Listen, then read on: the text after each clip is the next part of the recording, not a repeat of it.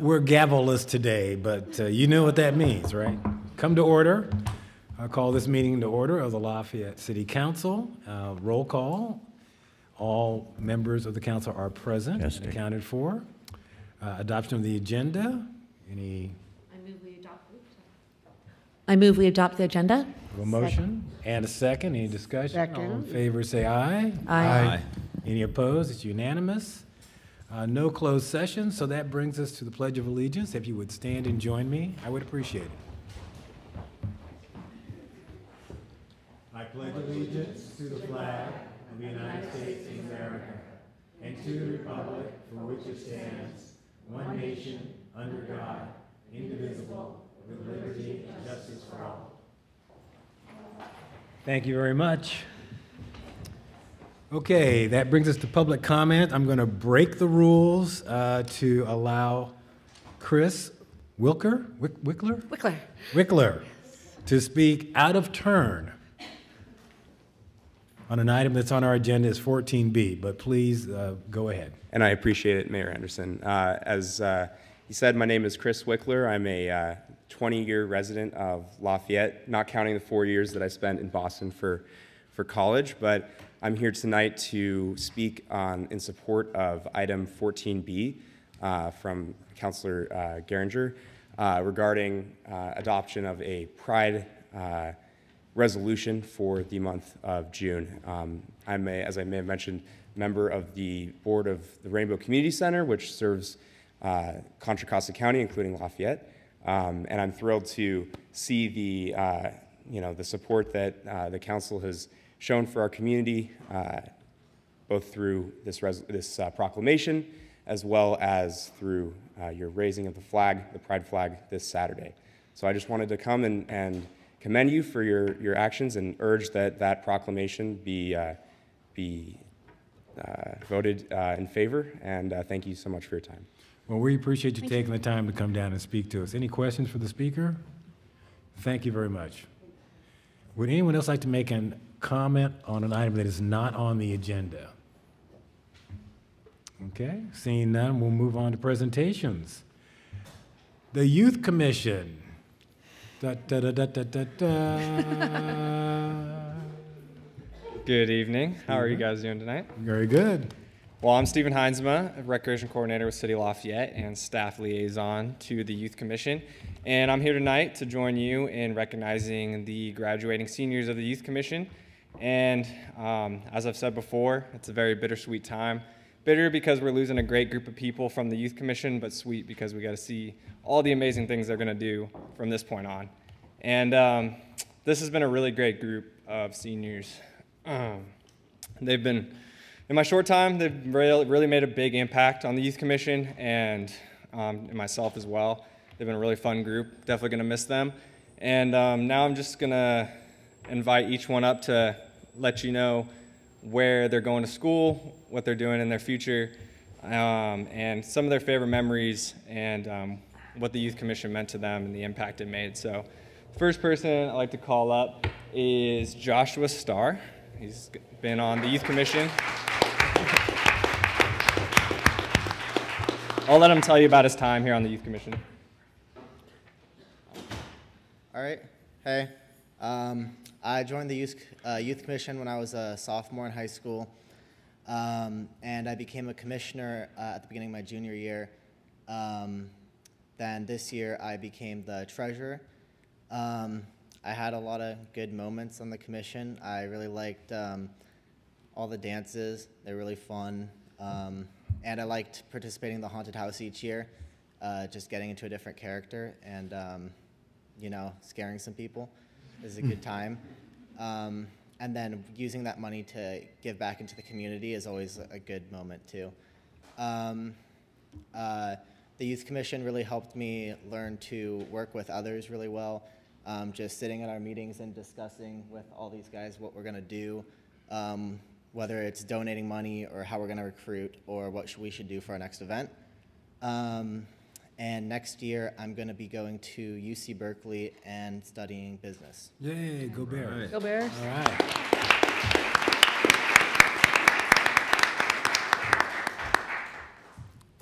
Next person I'd like to call up is Macy Farrell.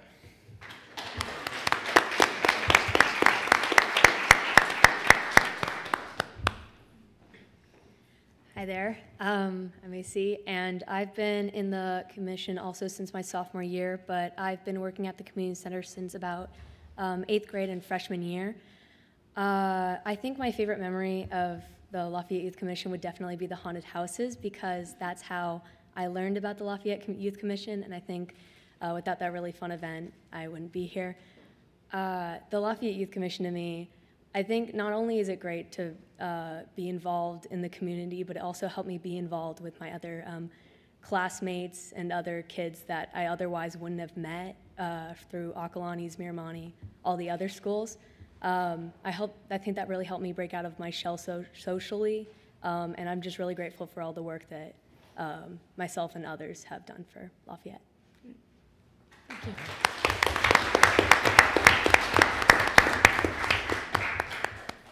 And Macy will be attending Cal State Northridge. Cal State Northridge. All right. Awesome. And next person I'd like to call up is Callan O'Brien.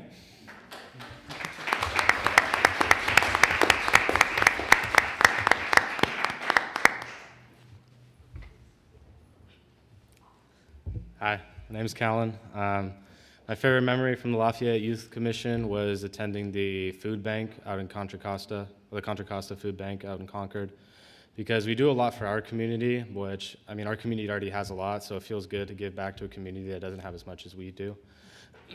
And so, it wouldn't be nearly as much fun if I didn't have like all my friends and these guys to help me out and do it. So that's what kind of keeps me going for volunteering. And next year I'll be attending Oregon State University doing computer engineering. Thank you. All right.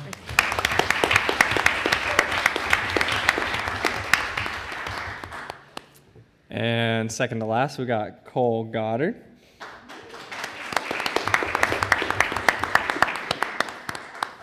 Hi, I'm Cole Goddard. I'm vice chair on the Lafayette Youth Commission. I'll be attending Cal Poly San Luis Obispo next year in industrial engineering. I've been on the youth commission for most of my life, or a lot of my life, since early middle school. My older sister, some of you might know, was chair for a long time, and so I got into it very early in early middle school, like 6th grade, even though I wasn't a participating commissioner back then. That's most of his life. Yeah. The LYC has taught me a lot about the obvious things: friendship, teamwork, also leadership, skills that I know I'll need in my future, and so I'm very grateful for the opportunity to have experienced learning these things.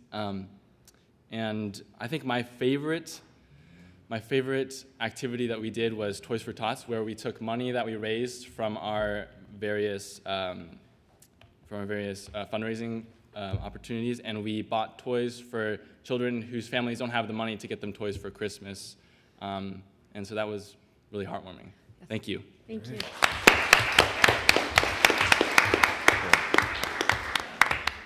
And our fifth senior is Kristen Zarambinski.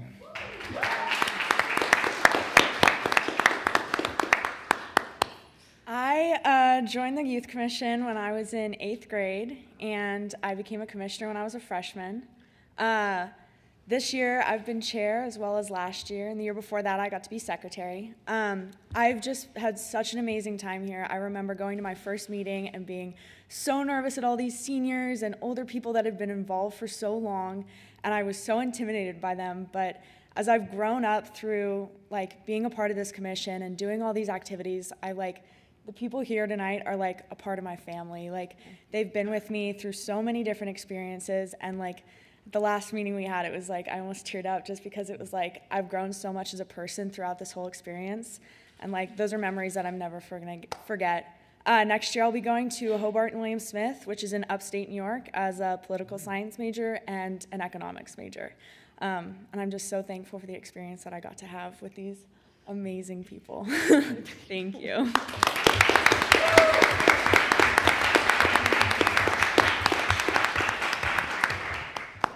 Yeah, so as you can see, there's some really awesome people out here, and a third of our commission is graduating. and 4 of them are all the officers. So we got some big shoes to fill, but they've really they've been great role models, and they've really set a great example of how all the commissioners should be. Stephen, thank you very much for leading the charge, and we have some small tokens of our appreciation to give out. I'll come down there and call you up.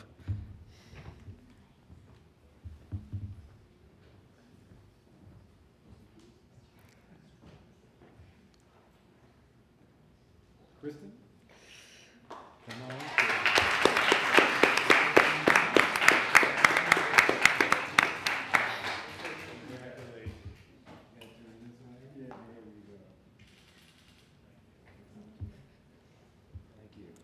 Cole.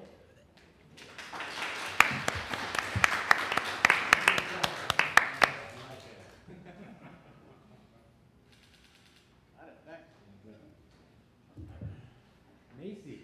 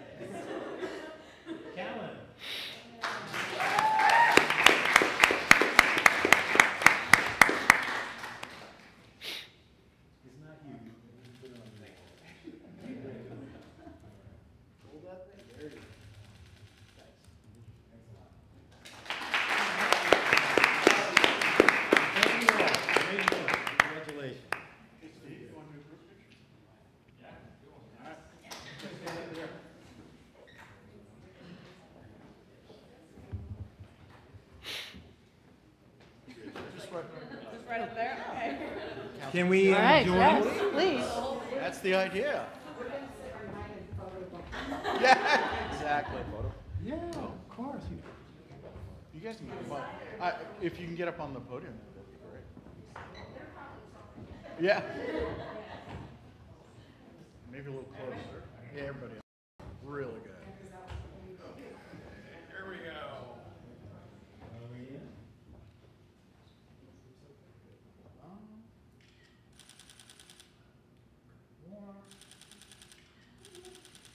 Okay, thank you.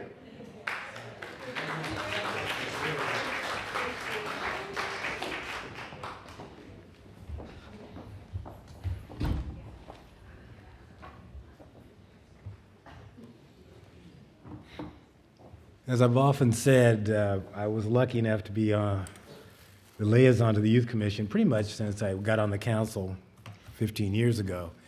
And Don Tatson was always there now, Councilmember Gehringer there. But always so impressed by these kids. They're not kids, they're adults. And the parents have done a great job. The kids are smart, they're careful, intelligent, they focus. So you guys are really a special group, and keep that in mind. And make sure you come back, okay? Because I know you're headed out. All right. Good stuff. Thank you.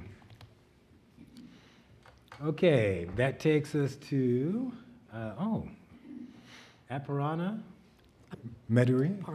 Aparna, I'm sorry. It's okay. I'm working on it here. We have a presentation on the 2020 census. Yes. Good evening, council members. And for the record, my name is Aparna Madhureddy. I am Supervisor Candace Anderson's District 2 appointee for the Contra Costa County Complete Counts Steering Committee. I think I got that whole thing right.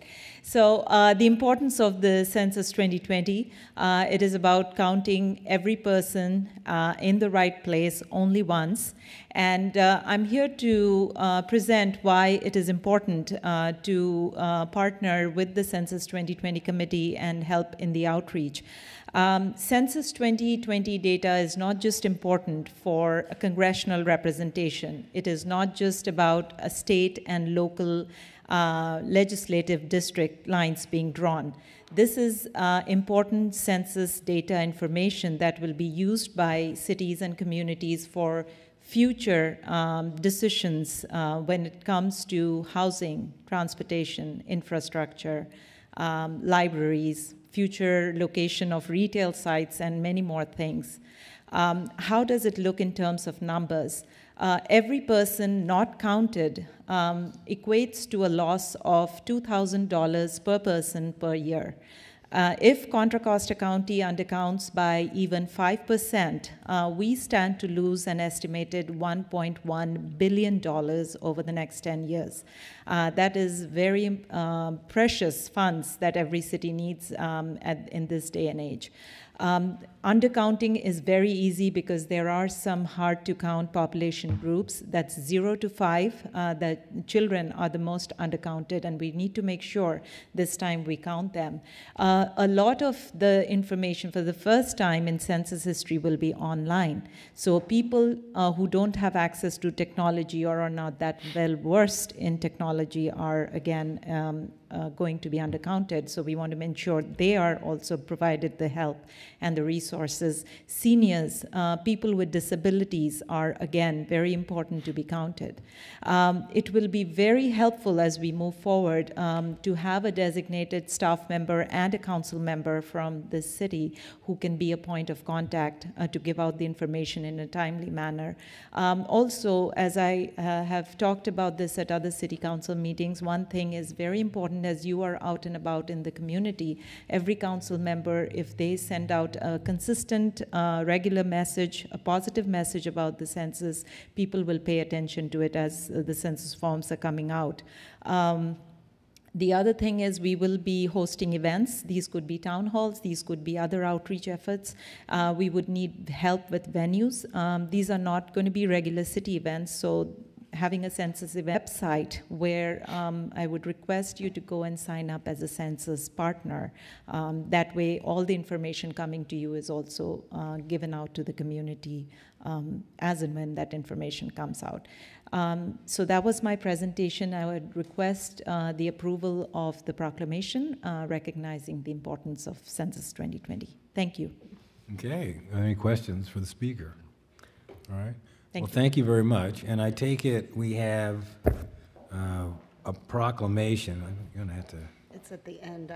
It's at the end? 14A. Okay, so that's something we'll address later on.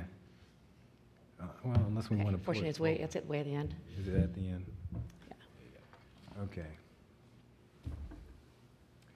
All right, well, let me just ask, is there an interest or willingness to bring 14A forward and we can just deal with that now? Yeah, so moved. Yeah.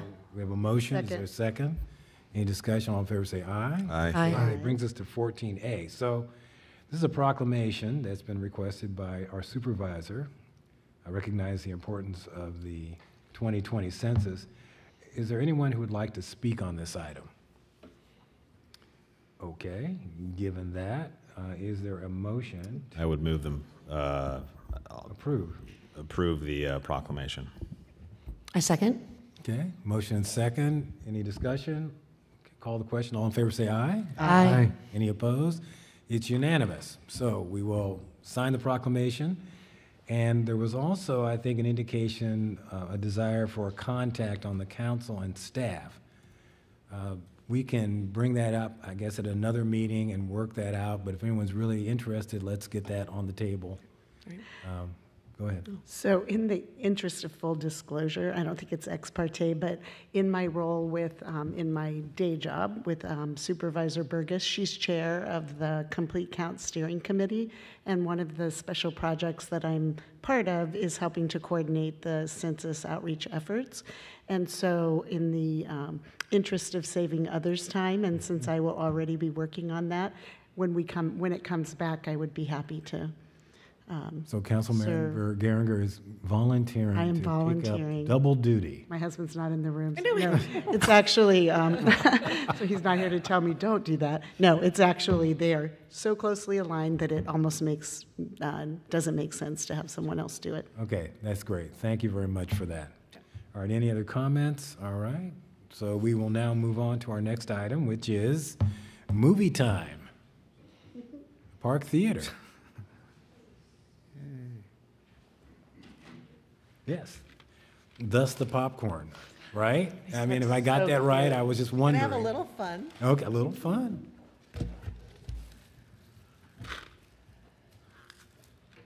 All right, let me see if I can do this. Yes, I can. All right. Good evening. My name is Tracy Farrell, and I'm here tonight as a member of the steering committee for the Park Theater Trust, formerly the Park Theater Action Committee. I'm also here as a 35-year resident of Lafayette with very fond memories of movies at the Park Theater. Up, more, closer. Okay, is that better? With me are several steering committee members, Tim Hennessy and Kathy Bowles, as well as other members of our community-based group. We appreciate very much the opportunity to make this presentation to Council. As you know from the materials in your packet, we were called together initially as a citizen committee in the fall of 2018 as the city sought community input regarding a solution for the long vacant Park Theater. Many people attended those early meetings, and today our active email distribution list totals over 50, with new names being added as word of the newly formed Park Theater Trust spreads. Over the past 8 months, we have met monthly as the larger committee and several times a month with our smaller steering committee. We've reviewed countless documents, attended numerous other city commission meetings like Park Trails and Recreation and the Downtown Objectives Planning sessions, and met as well with various community groups and individuals, such as Lafayette Library and Learning Center and the Chamber of Commerce. Many more meetings such as these are on the calendar. We're really trying to do our homework. Our goal each time was and is to listen and to learn. But early on, one very important theme emerged: save the Park Theater and bring it back into operation. With that objective in mind, our group then began looking at previous acquisition attempts, reviewing the operations and successes or failures of small local theaters around the country, and continued to meet with affiliate community groups. Our task was further refined, and we began seeking a self-supporting solution that embraced and incorporated the wants, needs, and values of our entire community of residents, our various organizations, and local merchants and businesses, with the city objectives in mind for a vibrant downtown offering arts and culture to attract and appeal to multiple generations. Is our vision statement. And I'm not quite sure why it's showing up like that, quite honestly, with the little and the big. Is your guy still here? It's two. Yeah, I know. It's two things at once. I know. Why is that? The magic of technology. Is there input from somebody else too, or no? It's just yours? Yeah, I don't know, but I can read it to you.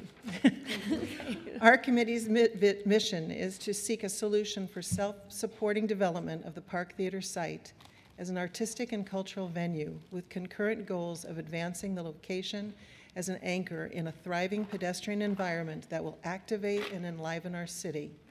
The revitalized area would provide a social gathering point, spark conversation, and engage the multi-generation work files and old memos, contact information, and guidance. And we would particularly like to thank Nirup Shivatsa, Tracy Robinson, and Sarah Allen as we continue to work through this project so close to the hearts of the Lafayette community. In your packet, you received several documents from us: the executive summary, letters of support from the Lafayette Chamber of Commerce, the Park Hotel and Town Hall Theater, detailed Q&As, and a fact sheet on how density transfer could be used to facilitate the purchase of the Park Theater. I don't know if there's any point to keep doing this with the overview if it's doubling up like that. Okay. Huh?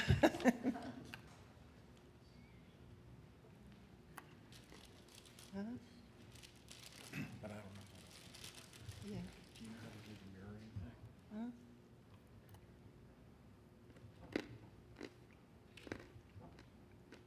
See, it went right into slideshow first. It gets a little tricky.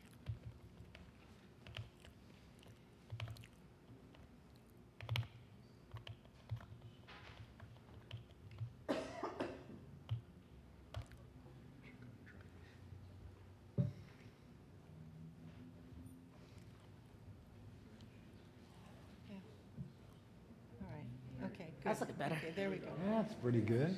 Thank you very much. Okay, so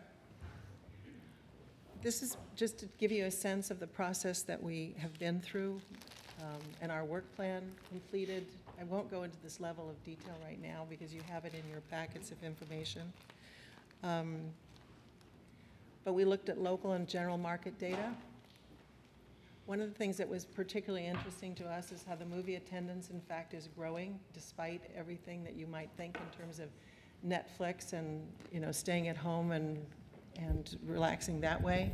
But from the Motion Pictures Association of America in 2018, their annual theme report gave us those statistics about box office was up at a record high, up 4% from 2016, and 75% of the US and Canada population went to the cinema at least once in 2018.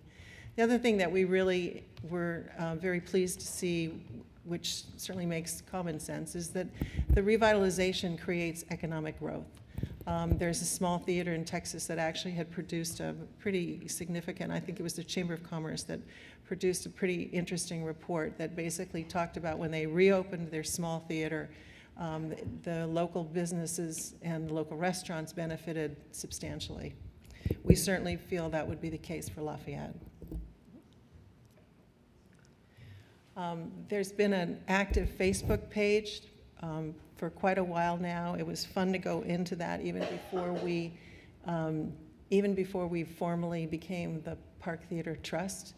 When we were still the Action Committee trying to gather information, the comments were incredibly positive. Everybody wanted to see the park come back to life. So our proposal for arts and culture, we'd like to address film theaters, multiple, screening mainstream independent foreign films, simulcast showings of opera, Broadway, theater, sports, and other cultural events, as well as the opportunity to have live music, performing arts, literary arts, speakers in coordination with our community stakeholders, such as Town Hall Theater, Lafayette Senior Services, Sustainable Lafayette, Veterans Hall, library, local schools and colleges, et cetera. There are many more that we've identified, but just for the slide. The audience, we would plan to offer targeted programming to attract broad audience and consistent community engagement and involvement, and address multi-generational audiences through programming initiatives. We feel we need to be self-supporting, offer an event space to provide additional rental revenue, and with a cafe and commercial kitchen that would serve wine and beer. The Park Theater Trust would be a nonprofit building ownership, and we would find and lease the building to a for-profit operator. I won't go into them, but here are our guiding principles. The Park Theater Trust: protect, preserve, retain with a purpose. In other words, create and retain a community space downtown designed to entertain and engage. Reconstruct, repurpose, renew. Let's go to the movies. People want the movies at the Park Theater, but let's also commit as well as larger. Quirky non-film events and activities that would appeal to all generations. Legos and I don't know, Mom's Day Out. I mean, we have a whole list of them kind of thing. Our mission statement then, to restore and operate Lafayette's iconic Park Theater building and revitalize it into an accessible and inclusive, community-centered cinema, arts and culture hub with programming that includes critically acclaimed films, throwback favorites, and engaging non-film events. Here are some of the sample program ideas that we've been brainstorming. There's a lot of them, I think they just sound really fun. It mentions also some of the affiliate programming that we feel we could do very successfully. Potential community stakeholders and allies. And we use stakeholders not so much in terms of a financial investment, but more as partners in programming and opportunity. This is what we're anticipating the funding requirements would be. We need to acquire the building before we make all these dreams come true. And then we need to rehab the building to, at least with the hard shell improvements, before we can lease to the operator. We're in the process still. In fact, this afternoon, we were over at the Park Theater again, taking a look with several architects as we start to pull together actual costs. One of the things we would like to discuss with the city, and I'm going to leave that slide up for now, but before opening for the questions, I'd like to close with a few final comments, and then 3 specific asks. The city called upon the community for an answer to the question, what should we do about the Park Theater property? This was a question that resonated with so many Lafayette citizens and businesses on so many different levels, and the community responded in heartfelt fashion with an enthusiastic group of volunteers and community advocates who've continued to dedicate hours of time and resources to interviews, research, and discussion. We come before the council with findings and a recommended course of action. In Hollywood parlance, we're ready for our close-up. But with that in mind, the Park Theater Trust respectfully asks council to consider the following.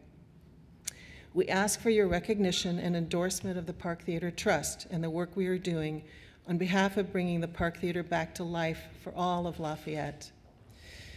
It's a dynamic situation. The building's for sale. At any moment, we could lose it and lose out on all this opportunity. But as part of that endorsement, and this wasn't in your fat pocket, because we just, as a steering committee, we kind of came to this just a couple days ago. We would ask that the city consider participating financially in our effort, perhaps, for example, through an MOU between the Park Theater Trust and Park Trails and Recreation Commission, or maybe in other ways as yet unexplored. We know there are many worthwhile projects the city is considering, but we leave that based on what we've heard these many past months. Bringing the Park Theater back to life in the way we envision has perhaps the most potential of all the projects we might be considering to positively impact the entire community of Lafayette. We were very grateful for the recent financial award from the Lafayette Community Foundation. It was a huge vote of confidence in our efforts. And just as the LCF award has given us real legitimacy in the eyes of the community, as well as allowing us to file for our tax-exempt status, create fundraising materials, and hire professional consultants such as architects, a city contribution would significantly boost our momentum even more as we prepare to launch our general fundraising activities and greater community outreach. Point 2. We ask for your support and endorsement of the density transfer concept as outlined in the August 1st, 2018 City Staff Report presented to Council by Don Tatson, Steve Falk, Nirup Shivatsa, Cameron Burke, titled Preserving the Park Theater Through Density Transfers, Private Involvement, and City Cooperation. This would greatly facilitate the Park Theater's trust ability to purchase the property. Lastly, as we are in active negotiations to acquire the Park Theater property, we ask that you allow staff to waive the requirement of written permission from the sellers so we can, in good faith, gather the information we need to address parking guidelines for discussions with potential operators. We'd like to be able to simply sit down with staff to discuss and possibly draft a conditional non-binding MOU regarding parking and the trust participation in the historic overlay district, which we can then bring back to you for your consideration. On behalf of the Park Theater Trust, I thank you for your time this evening and for your consideration of our work to revitalize the Park Theater and engage the community of Lafayette. We hope you will join with us together. So together, we can light up the Park Theater and light up Lafayette. Okay.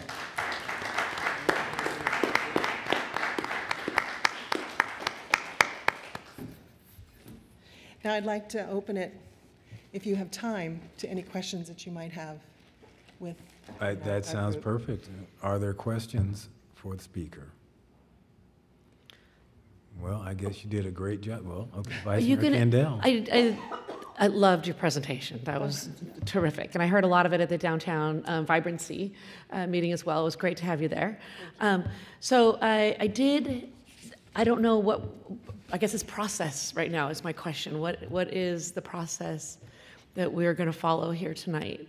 Well, we had a presentation, we have an update, and we don't really have any staff report or anything to give us some sense of what our costs might be or what is really the appropriate way to deal with this.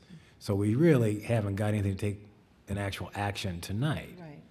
But I think we can certainly ask that we get that report back from staff. Right. And that at that time, we take a look at the 3 asks that basically are being put forward. One of the things I was going to ask is just timing. What is your timing situation when it comes to the 3 asks? Yesterday, the day before yesterday?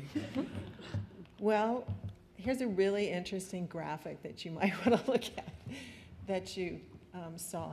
And we kind of liken it to, when you're when you're putting together a dinner party and you got to get the hors d'oeuvres and the wine has to be, opened and the appetizers, the side dishes and everything prepared so that it can all go to the table at the same time. And we are concurrently doing all of this. So it's timing. That's one reason we were so grateful to be able to come to you here in May, because it's likely another month will pass before we can address you again.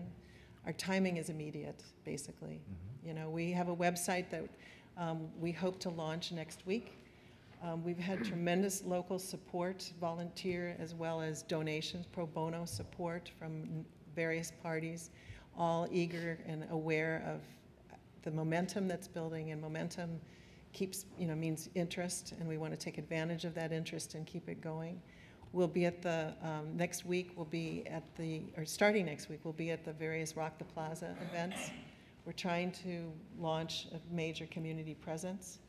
So any support we can get from you on these 3 points is very, very valuable.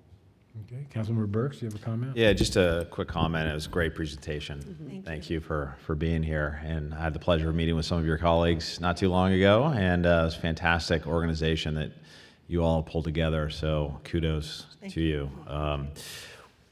Can you comment on the state of the actual real estate and potential buyers that you're aware of? What kind of pressure are you under as a group right now in terms of acquisition of the property? I'm going to bring Tim Hennessy up here. Thank you for your time tonight, number one. I guess the best way to explain that is, the property has been listed for sale for 8 or 9 months.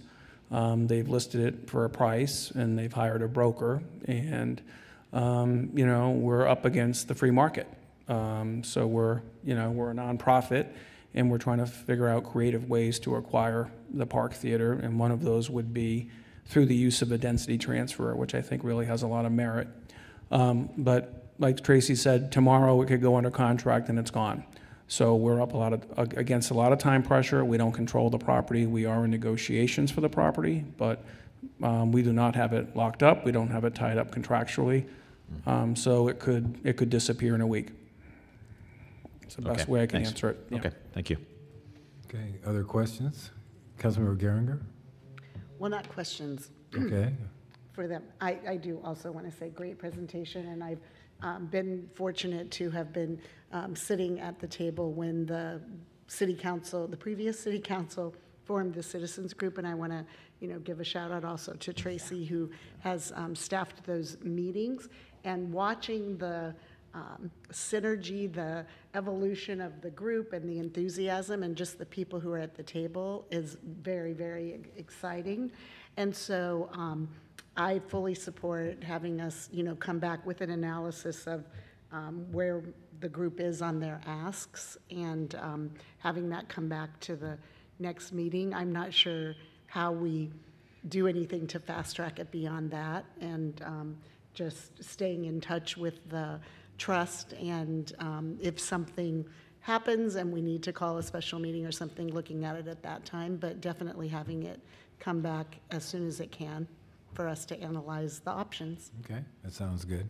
So that would be coming back, staff report on that item, where we have a head shaking going on, yes? I want to be, set an expectation. So the next meeting is the budget meeting, and I think we're all scrambling to get that done. I just don't think we can get something done by the June 10th meeting.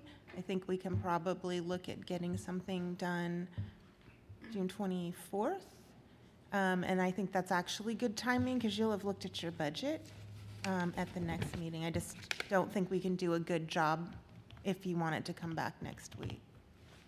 Next meeting.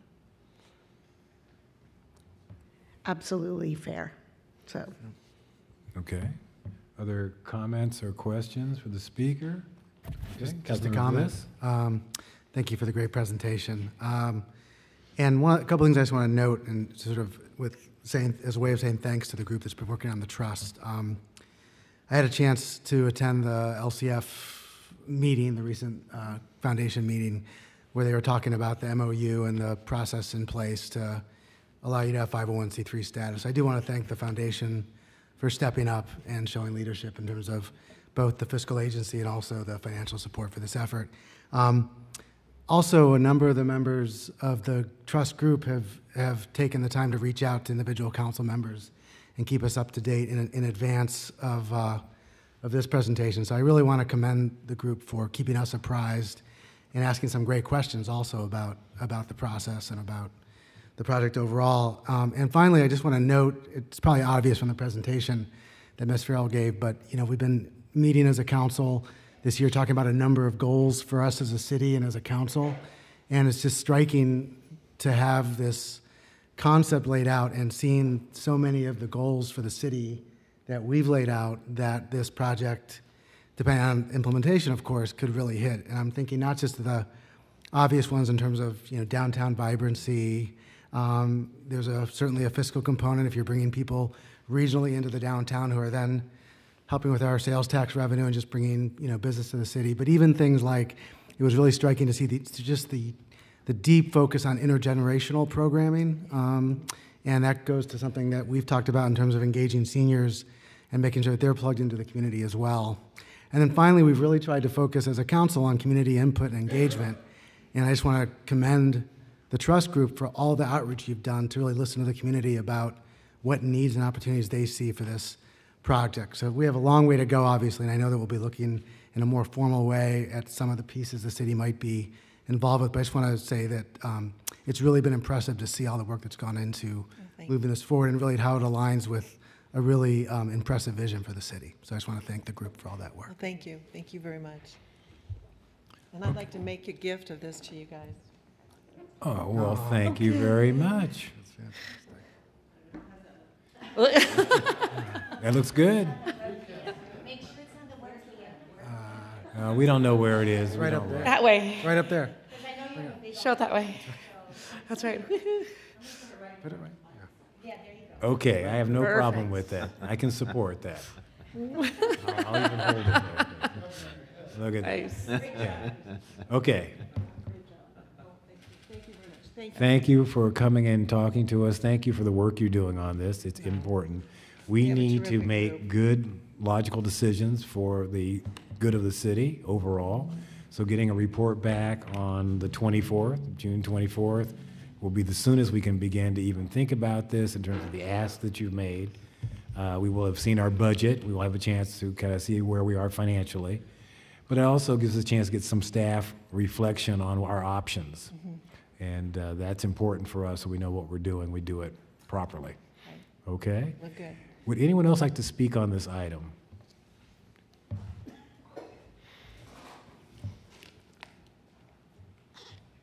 George Riley, 3352 Dyer Drive in Lafayette. This is a steal. If there's anything I know, it's real estate, and this is a steal. We're crazy not to jump on it. The way I think we could get the money, and I'm going to make a lot of people mad, but I think we should raise the sales tax. We're the lowest sales tax in the area. I call on every city around here. We're the lowest. And I think we should bring it up, and the way I think it should be presented to the people is let them know that's what it's for. Let them know this is an opportunity we cannot pass up. It's just, I can't even believe it's for sale for that price. And I know it's going to happen. We're going to get in a bidding war if we don't watch it. So we got to jump on it ASAP, I believe. Thank you. Okay. Any questions? for the speaker? Thank you. George. Appreciate that. Any other? Get his checkbook, too. Quickly. Would anyone else like to speak on this item? Okay, I will bring it back to the council. So I think we have the framework of a request that we bring this back on the June 24th meeting with a staff report and an assessment of the asks from the nonprofit. Does that sound good? We don't need a motion or anything, do we? No.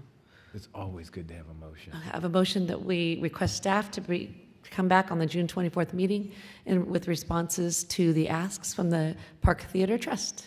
Second. Motion and second. Any discussion? All in favor say aye. Aye. Aye. Any opposed? It's unanimous. So hopefully that date will work. Good. All right. Thank you very much.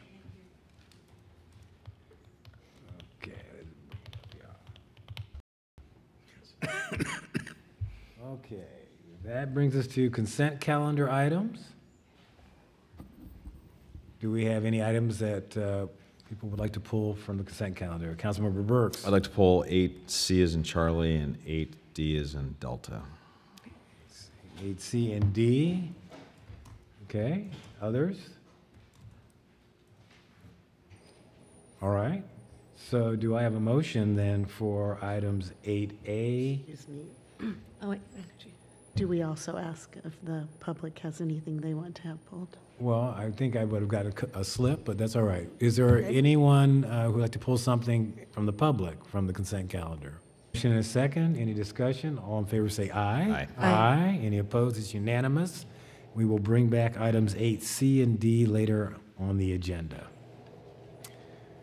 Okay, that brings us to staff reports and a couple of contract awards, which luckily balance each other out. Yahoo. That is the good news.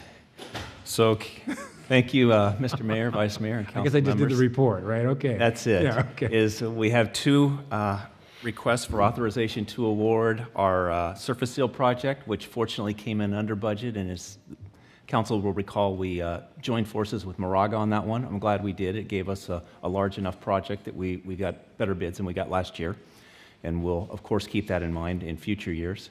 And that gives us also about $200,000, actually $260,000, but we need about $200,000 to offset the last of our reconstruction, pulverization, cement-treated base, just kind of the full-on reconstruction of the roads, which came in about 16% over budget. Fortunately, it's within that $200,000 range, and with the aggregate, we have the funds to award both, just mixing and matching the two projects. And I would just add that it still leaves us, as the council approved our CIP last year for this year, it does still leave us a few $100,000 for our storm drain project, which is the third project that we'll award soon, or this season or summer. So those funds are still intact too, but it works out that these two as an aggregate can cover each other. And we request the transfer of the funds, the $203,000, and authorization to award both contracts as noted in the staff report. Okay, are there any questions, Mr. Moran? Would anyone, Councilmember Burks, go ahead. Can I ask a question on the road rehab project? Yes. First of all, I'd just like to commend staff and Mr. Moran and everyone. I mean, this is a huge milestone for the city to have. I mean, this is the last of our streets, correct? Once we do these. Yes, once we do this, we will have touched every street in the city. one time, which some is sort of treatment, which is enormous. So congratulations on that accomplishment. If we do move forward with it, just a question about the estimate, and I asked this last year, associated with the underestimate and the additional cost. I think it was similar to last year.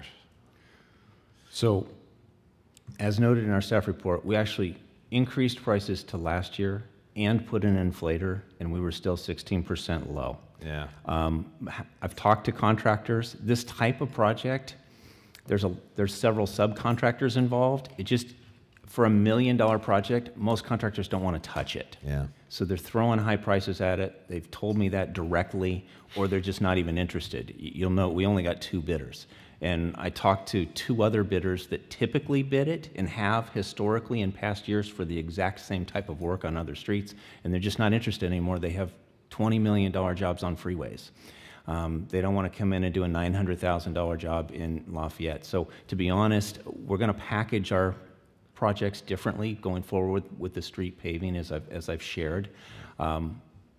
This is sort of not only the last of that kind of project, but the last of, that kind of small, detailed project that takes several contractors. So it's a niche market, and that niche contractor doesn't exist anymore because there's just too much work to bring them into this type of work.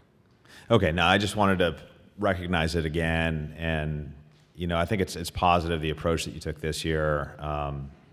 Having estimates that far off definitely messes with our budget, as a simple way to say it. But I think given that we're at the end of the road, literally with these types of projects, and the way that they've been bundled, I think it's just thinking smartly about how we do these, because you're right. I mean, these companies are interested in larger $20-30 million projects.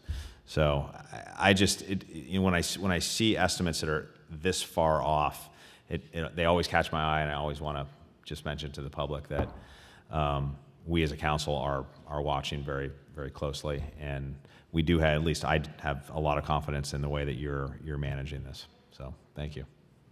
They catch my eye too. Yeah. Thank you, though. Okay, other questions?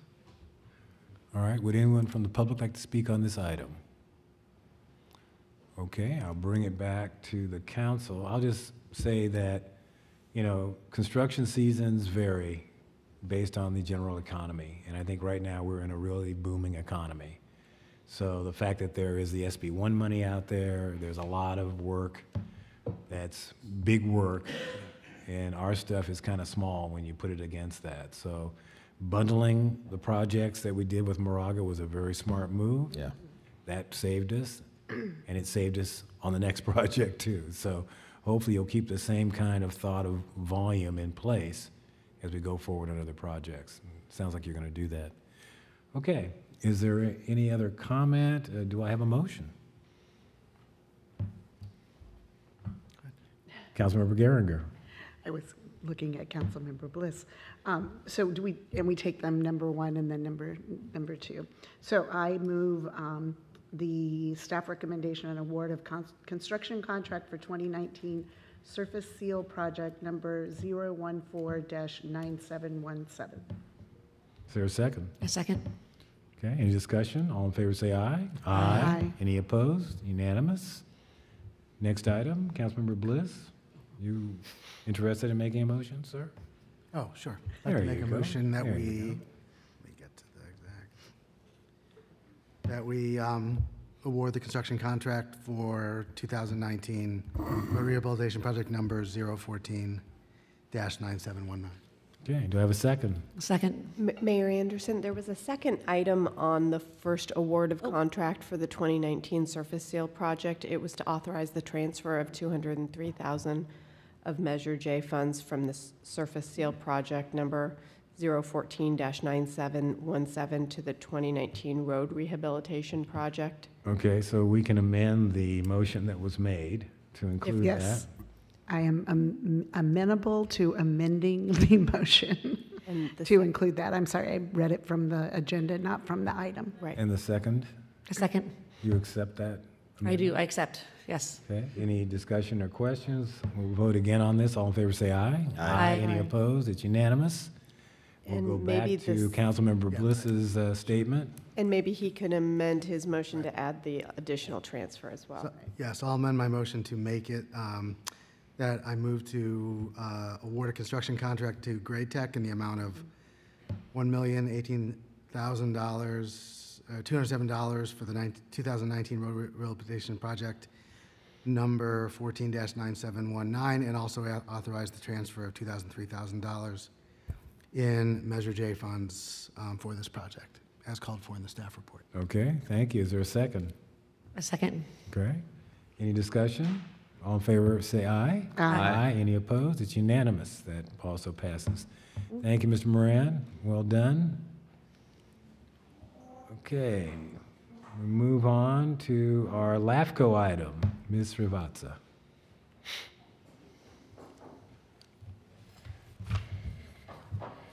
Good evening, Mayor Anderson and members of the City Council. Kristen Altbaum and Roger Chalamedos, representing an area that is in unincorporated Contra Costa County, have asked the Local Area Formation Commission, or LAFCO, for permission to be removed from the Pleasant Hill sphere of influence and be placed in the Lafayette sphere of influence. And I'm going to use the words LAFCO and SOI because they're far shorter than the expansions. The area that's under consideration has around 370 homes, and while the area currently is within the Pleasant Hill SOI, its residents and children, the kids in that area attend Lafayette schools, and the homes have a 94549 Lafayette zip code. The sphere of influence under the government code is defined as a plan for the probably physical boundaries and service area of a local agency as determined by the Commission. Or in other words, the law provides for the establishment of these SOIs to indicate that that area may be annexed to the city and for which urban services could be provided if they're annexed to that city. So an SOI change is step one, and the logical next step is annexation. They don't necessarily have to happen simultaneously, but annexation follows SOI change. Our general plan has a section in the land use chapter that talks about what an SOI is and what our ultimate physical boundaries will be. So the city limits and the areas within our current SOI are called our planning area. And the general plan has text about this planning area. It describes the unincorporated pockets that we currently have within the SOI. It estimates the population and the types of land, and it describes the land uses within the SOI. And then it has a couple of goals and policies relating to this. It says, establish and maintain clear limits to the future growth of Lafayette. And then the policy underneath that is maintain Lafayette's sphere of influence boundaries as shown on the map in the general plan, map I-7. Similarly, in the Pleasant Hill general plan, there is a map that shows the Pleasant Hill physical boundaries and the sphere of influence areas. Given that this language is in the general plan, there's a map in the general plan, any changes to our SOI will require a general plan amendment. So there are some costs associated even at step one.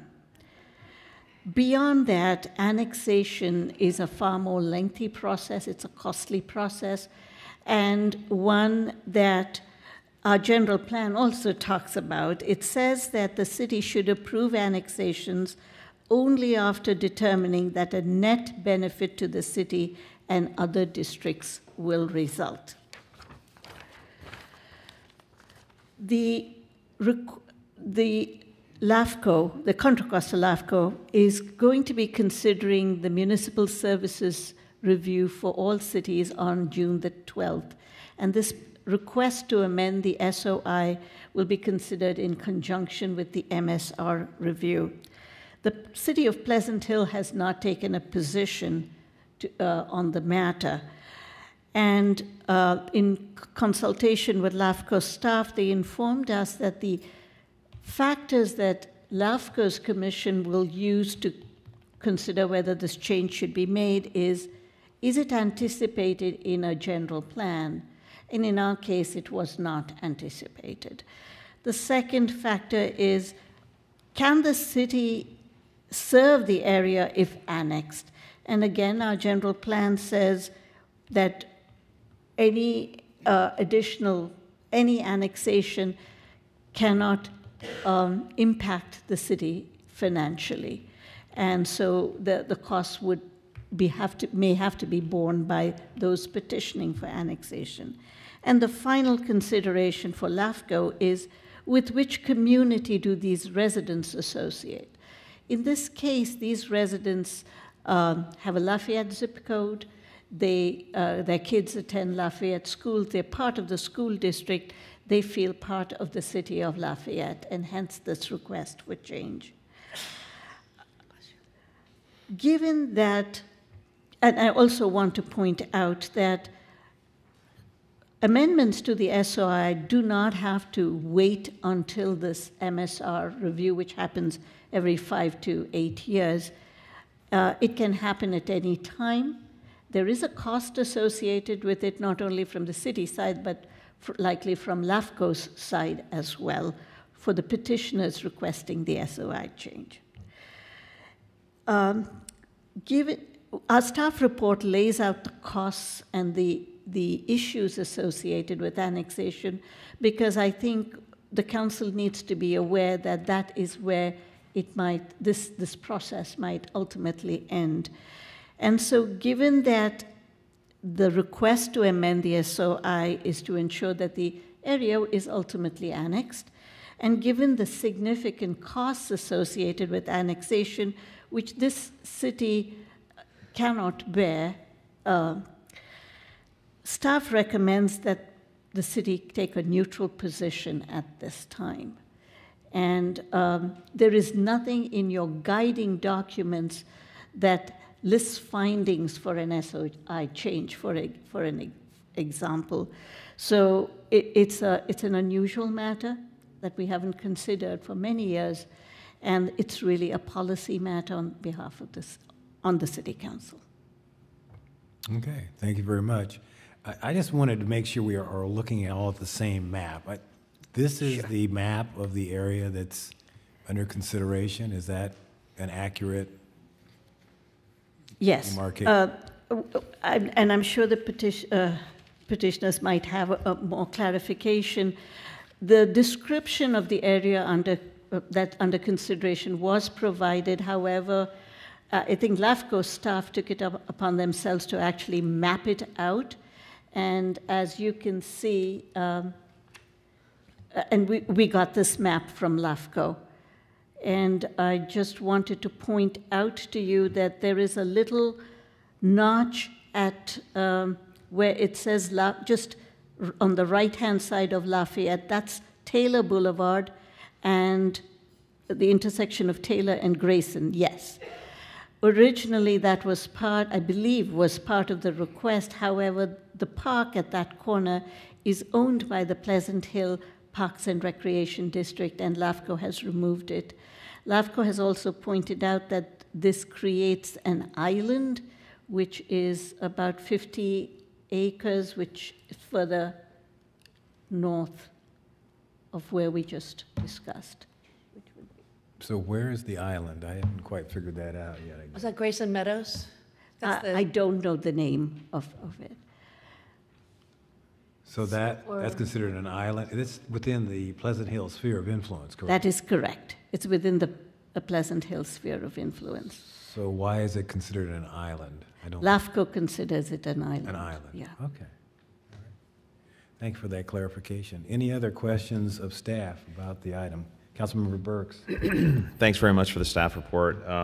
Your comments, your summary comments at the end associated with the costs associated with moving in this direction, and then the ultimate, I think, objective of this would be to annex the area into Lafayette, which would involve approximately 825 homes. Is that correct?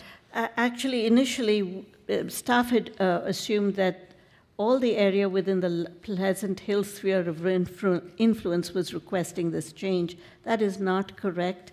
The request is for 370 homes in the area that's hatched in the map. I think I'm going to turn it over to Greg to answer this question. There is also a question of, do all the homes within the Lafayette Lafayette School District, are all the homes included in this request? And I'm not sure of that.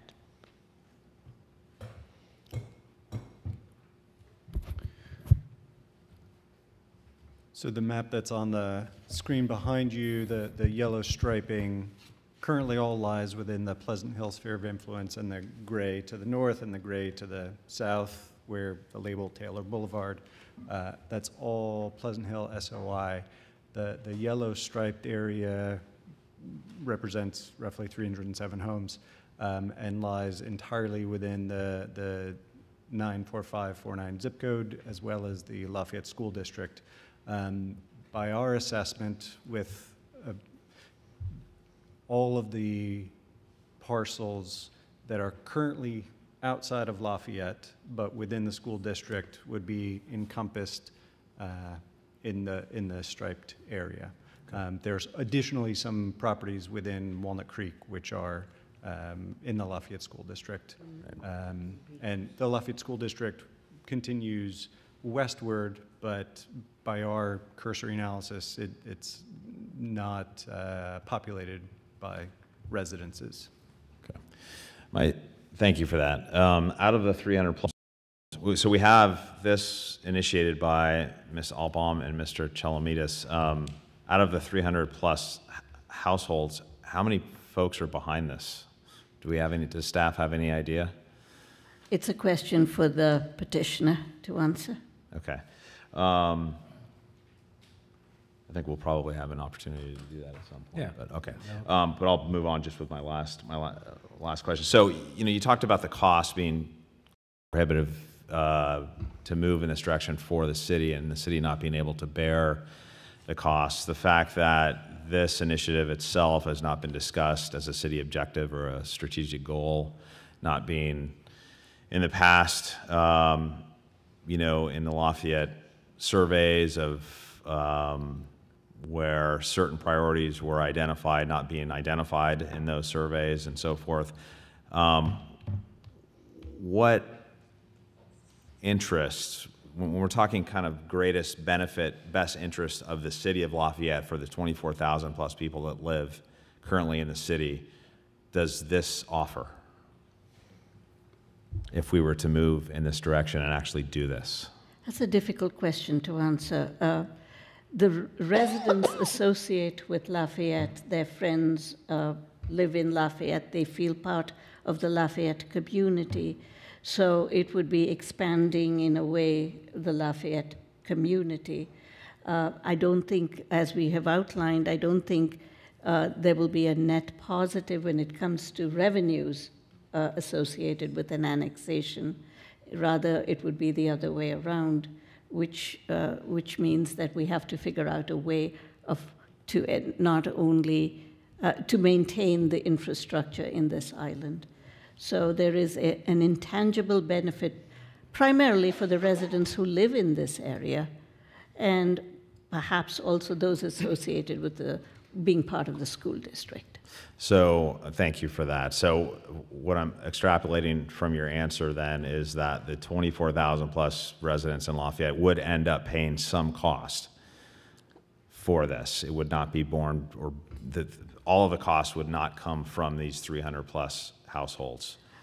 I'm not saying that. I think let's split this up into the SOI request and then the annexation request. The annexation request involved, it's costly, and the general plan talks about the fact that it's not a cost that the city should bear. So we would expect the petitioners to file, to do the fiscal impact analysis. There will be CEQA involved and all that. Let's look at the SOI request at the current time. The task we see, at least for the city of Lafayette, not speaking for LAFCO, is that there will be a general plan amendment that will be required because of the discussions in the document, in the general plan. As with any petitioner who's seeking approval from the city, staff would recommend that they bear the costs and not the city of Lafayette. We have already spent a considerable amount of time on this request and to bring it to the council, but should the council decide to go ahead, I would recommend that we set up an account just as we do with any other application, and that time and staff time be charged towards that. Okay.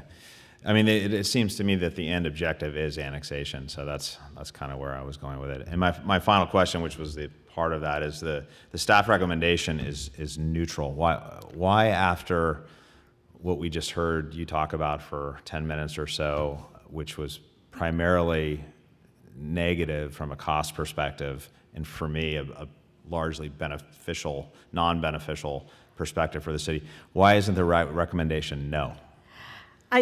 I think it's because there is nothing in the general plan, which is our land use constitution, that says it cannot take place. It is a policy decision which has a lot of costs associated with it. If the costs are borne by the petitioners and there is no fiscal impact to the city at all, then what would the council decide is in the best interests of Lafayette? Okay, thanks. Okay, other questions? Councilmember Bliss? I had a question. It looked like staff wanted to interject their comments. I just wanted to clarify my response to your question regarding the alignment of the school district boundary. The green line, so this is Google Earth, wherein I've overlaid this green line, which is the map from the Lafayette School District. So the area here, I'll zoom in, is the area outside of the city limits, but within the school district boundary that lies in Walnut Creek. I had said that the proposed striped area in yellow would align the parcels with the city with the school district boundary. I neglected to speak to the sphere of influence that currently exists, Lafayette's current sphere of influence, Green Hills, in this area. That too lies within the school district, but would remain outside the city were the subject area of tonight's hearing incorporated. So you can see the green boundary does proceed to the west, but as our cursory analysis shows that there's no residences out that way. So we believe that the current striped area, which I have put into Google Earth in this yellow, captures the residences that lie within the school district, west of Taylor, and below Grayson, setting aside the Green Hills area and the Walnut Creek area down there. And while you're talking maps, I figured out where the island is. So if you Mohawk put this, Drive, Mohawk Drive. I just looked it up. this guy right here, No, that's the 50-acre one, right? that's an island. This becomes an island. I thought were you saying the 50-acre is the island? Or the This- small guy? He's saying the 50-acre. I'm saying it's the other one. That is an island. No, those all become part of Pleasant, they're still part of Pleasant Hill. It's Right. the one piece right out there to the left, Ah, that one. that one. Because it's got county, it's become separated, that's the island.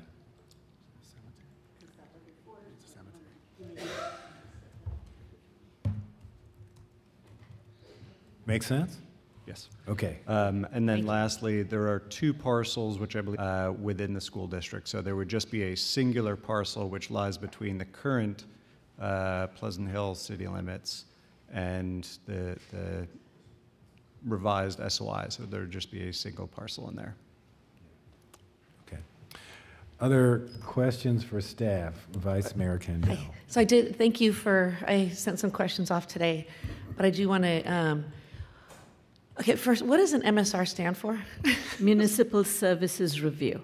Okay, thank you, because you said that they wouldn't go. There was another request in there, and this one I do feel the SOI would help them with, considering all the financial things are taken care of, and I understand that completely and openly, is the Parks and Rec request to get them out of the Pleasant Hill Parks and Rec. They're having to pay money, a lot, per year. And that just brought me to the questions of, would this SOI change help them get out of that park and rec as well? Because that is something that they don't feel that they should be paying.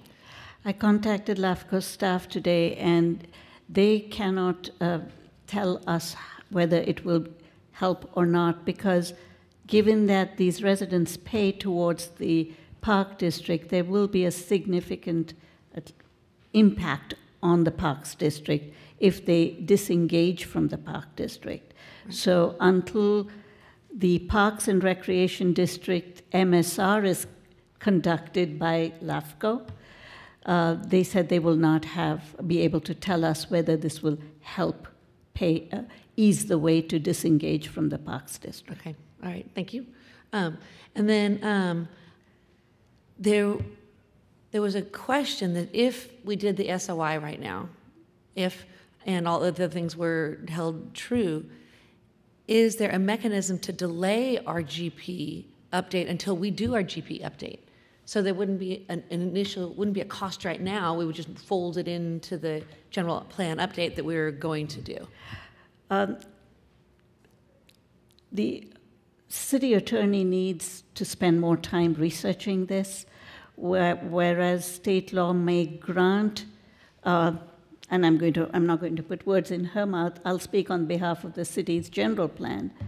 There is language in the general plan that will be inconsistent with our boundaries and our map if this change happens. Right.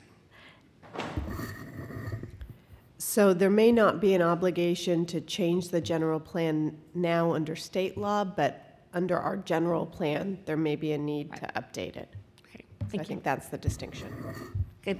And then also the response from LAFCO today about the other options that could include them deferring action on this. Yeah. If we wanted to look into this more and answer some of these questions. Yes, I had not heard of these options before today. Mm-hmm. There could be a, quote, pending SOI on the part of LAFCO, and they would revisit the matter in a year's time after the city had conducted its assessment. Okay. Thank you. Okay. Any other questions, staff? Councilmember Bliss.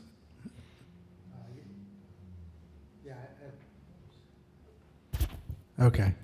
Sorry about that. I had two questions. One actually picks up on one of the last question from Vice Mayor Kandel. In the reply from LAFCO, there seemed to be the idea of deferring the decision, and I don't have the email in front of me, but it was something along the lines of to allow the city time to, gather information or consider further information.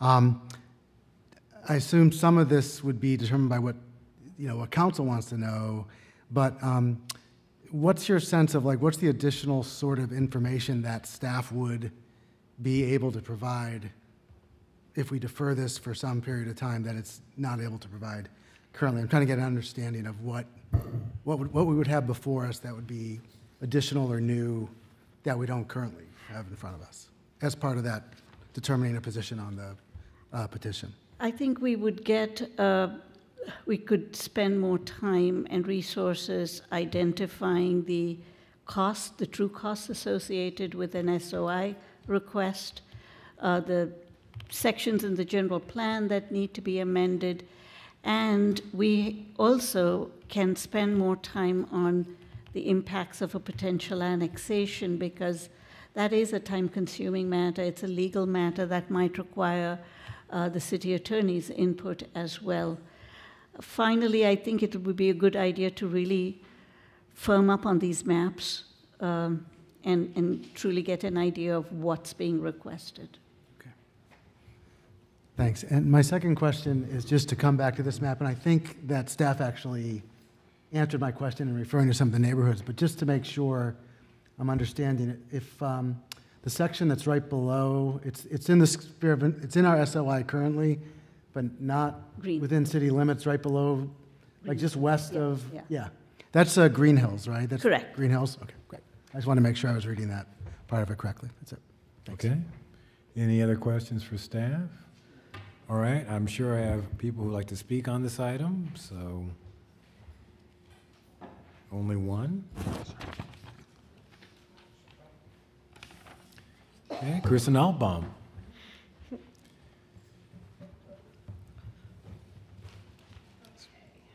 You give us your name and address for the Sure. record, and you have 3 minutes.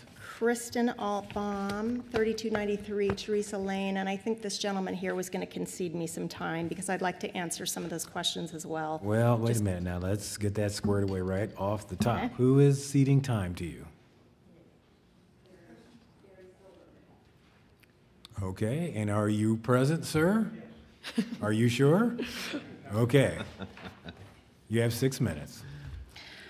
I am coming to you tonight on behalf of my neighborhood to request an SOI change for the only part of our unincorporated Pleasant Hill Island that is Lafayette 945 and in the Lafayette Occolani school districts. I am not coming to you tonight to ask for annexation. Approved or agreed to annexation is not a requirement of SOI approval. The two are completely separate. Lafayette would not be required to extend any services to our island if this SOI request were to be approved. According to Pleasant Hill city staff, our Pleasant Hill Island status probably dates back to before 1960, before most of our homes in the Release Valley were built. Since development has occurred, our specific island's SOI has never been reviewed for being logical or illogical.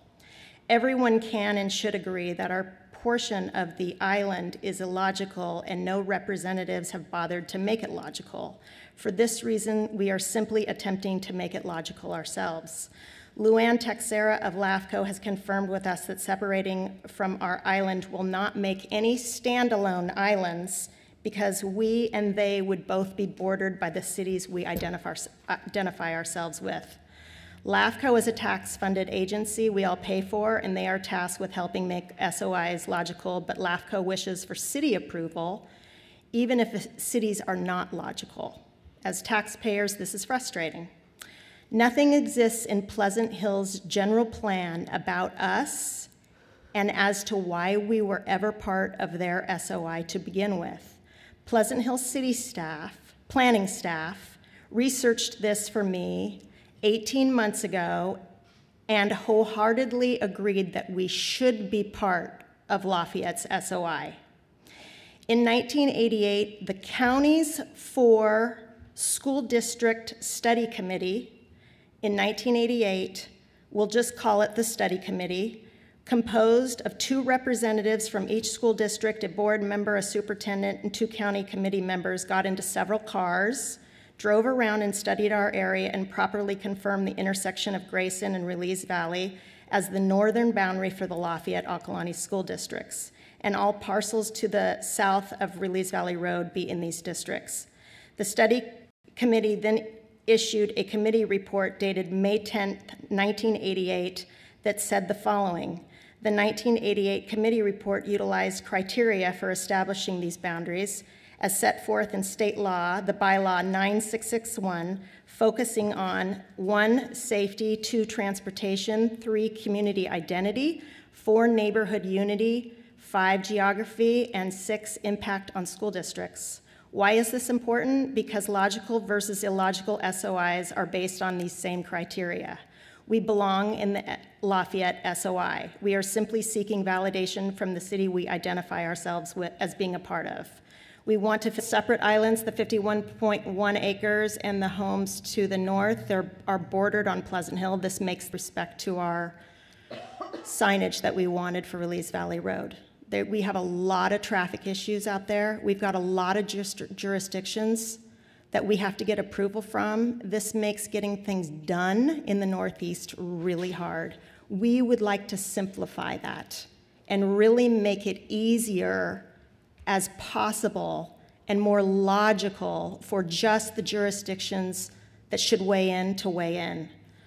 As far as the whole city is concerned, I mean, I feel like we are a divided city, and I feel like some of that stems from the fact that your periphery has not been listened to for a long time. There are a lot of cities in and around California that are choosing to incorporate their unincorporated islands. This is why LAFCO was established in the first place. We all pay for that service. Martinez is doing that right now. The Martinez mayor is actively pursuing the annexation of their islands. You guys should keep an open mind to that idea and not work off of this whole everything has to be centric, focused urbanization. You've allowed for a lot of building and a lot of homes for people to come into the city and live in. And we have been here all along for years and years and just want some validation. Prior to Stephen Falk, there were 20 annexations in Lafayette. It is believed by people who I've talked to that none of those residents were charged for any of those annexations, not a dime. Those areas were annexed because Lafayette wanted to bring them into the fold. What's changed? Why isn't that the case anymore? Thank you. One more thing. Do we have questions for the speaker? Councilmember Burks? Yeah, thank you. Just one question that I had that I directed to staff Sure. on the number of households and just the support in your neighborhood. Mm-hmm. Do you have an idea? I know you and Mr. Chalamedes brought this Sure. forward. Out of the 300 and some odd homes, what would you say percentage-wise or however you'd like to frame it, Sure. are behind this, are supportive of you? 99.9%. I have never talked to anybody. I was able to put a petition up there. I asked for 50 signatures. I got 65 in about 72 hours without just putting it on Facebook. I think by and large, I just can't even conceive of a neighbor who would not agree. Okay, thanks. And then second question, you talked about this action resulting in it being logical. Can you explain that a little bit? What does logical Sure. mean? Thank to you. Yeah. Thank you for that. So one of the things when you read a lot of LAFCO literature, the literature specifies logical and illogical. So there's been a lot of growth in our state overall. LAFCO is a state agency, but each county has their own individual LAFCO. And the state knew it had this problem pre-1960-ish that there was a lot of illogical boundaries all up and down the state. And they wanted a governing body to look after trying to facilitate and make illogical boundaries logical. And one of the things that, by and large, how this is done is cities annex these unincorporated islands, these illogical pieces of land, into one city or another city. Cities are designed to provide services relatively cheaply. Counties provide some services, but it's really expensive. Ben Aldrett, Chief Aldrett, could get to our house if he wanted to in probably 5 or 6 minutes. But a sheriff that spends a lot of time in Bay Point or Antioch or Richmond sometimes can't reach us for days. So that would be an example of the inefficiencies that exist that are really expensive for counties, which is why the state decided we need something that makes for cities to grab hold of these areas and bring them into their cities and provide the services to these residents. Okay. Costs, if I may, this is an offshoot of that question. Cities can certainly ask residents to bear the cost of this. There didn't have any examples of that. Typically, what's done is a negotiation between county and city. Prior to 1988 or around 1988, the tax agreement was such that it was just a one-size-fits-all. Since then, counties don't pay for courts, and that's one example of why now the 1980 tax agreement is a negotiated tax agreement. Glover, our supervisor, has a history of tax agreements that more favorably benefit cities versus his county. So it's a matter of political will. The costs associated with this, we're already serviced. We have sheriff, we have our roads paved. It's a matter of working out the negotiation with county, and that's your political will to do that or not do that is really what it comes down to. It's not a matter of it's expensive and it's going to cost the city a lot of money. It's a matter of a negotiation. Okay. So you started out your comments by distinguishing the SOI. Today they sort of shifted. Let me just be straight up, and I'll ask you, as a straight question here. Sure. What is your ultimate goal here, and what is the goal of these 300 households? Do you want to be part of the city of Lafayette at the end of the day? Is your goal to be for this area to be annexed? At the end of the day, I would love to be part of Lafayette. But I will say that we jumped on the SOI because we're in a, quote, free period with respect to SOI, and I'm just a frugal person, and I wanted to jump on this opportunity. LAFCO is not charging us fees to change our SOI right now, and I thought, oh, great, it's a municipal service review, and that makes sense that it would be reviewed. Our SOI has never been reviewed. So I just did that spontaneously. As far as annexation, we've thought about it. We talked to Dawn a couple of years ago about it because we felt like it might be an easier way to get our signage, that sort of thing.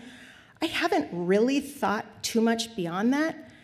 I would foresee a situation where the SOA is a pre-requirement, so certainly we want to jump on that. But as far as approaching you all about annexation, I didn't really want to bring it up yet.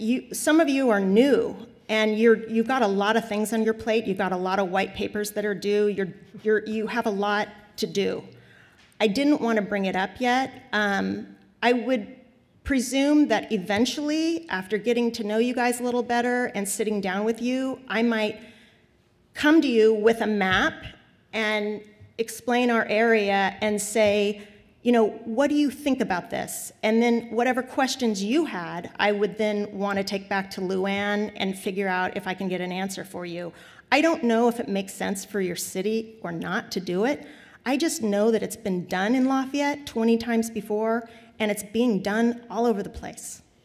And that's what I want you guys to consider, but I'm not asking you for it right now. I may not even ask you it during your next terms.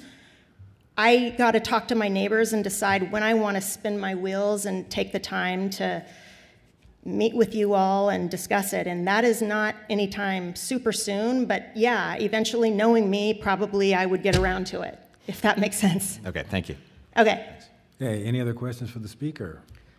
I do. Vice Mayor Candell. Thank you. Will you show that map again? Because there is some inconsistency. You said that there were no islands, and then Greg said, and Mike Anderson do agree, it looks like there is one there. Right. I'm looking at the map right now on Google Maps, and I don't think there's any houses there. Where are you referring to? The top one. There's So the 50 acres, yeah, that one. Correct. It looks like the hill up to the chapel. Yeah, the mortuary. and that's open space, and Luann said that should not be included in our SOI request. I asked her about the cemetery districts and everything else, and she said, no, leave them out. Right, because it isn't, yeah. You don't see any lot lines on your map either too, Greg, right? All the houses are in there, and so it's a side of a hill leading up to the mortuary, I believe. That's what that circled area is. So just clarify. Yeah, and I also asked her about like the Buddha Gate Monastery area, and she said, no, don't worry about that. And yeah, that's it. Any other questions? That was my question. Well, I was going to ask to see if there were other questions. Any other questions for the speaker, Councilmember Bliss? Yeah, I had a couple questions. First of all, Ms. Alpon, thank you for the presentation and for the information and for addressing some of these questions. I had just two questions to follow up on your presentation. You had mentioned that, and I also want to say, you know, wherever we land on this, thank you for the outreach you've done to your community, the work you've done talking to the City of Pleasant Hill and other potential stakeholders, including LAFCO, of course. With Pleasant Hill, you mentioned that you had talked to the planning staff there, and that they had indicated that from the way they looked at it, they would they think it would make sense for the SOI change to occur. And I was just wondering whether, I know that our job here isn't to worry about where Pleasant Hill staff lands on this, but just from a process standpoint in terms of gauging the sense of support for this proposal, I know that the City of Pleasant Hill opted to officially take a pass on commenting. Right. Do you know if did the planning department in any way try to advance their perspective on the idea of this being a good, you know, a positive thing or a logical step? No, well, I don't know, but we didn't know what to make of June's comment, which was, we won't take a position, or I think no comment or something like that. It could be taken a lot of different ways to us. We just felt like that was indication that we are not a priority to them. And by taking a non-position, they were like, whatever. It was sort of symbolic of, I guess, how we have felt as a community for a long time. It's kind of like, okay, Pleasant Hill doesn't want to help us, like with our traffic issues or anything. Lafayette doesn't really want us. They don't want, you know, it's just super frustrating to live where we live because it's just we just don't feel represented. So, yeah.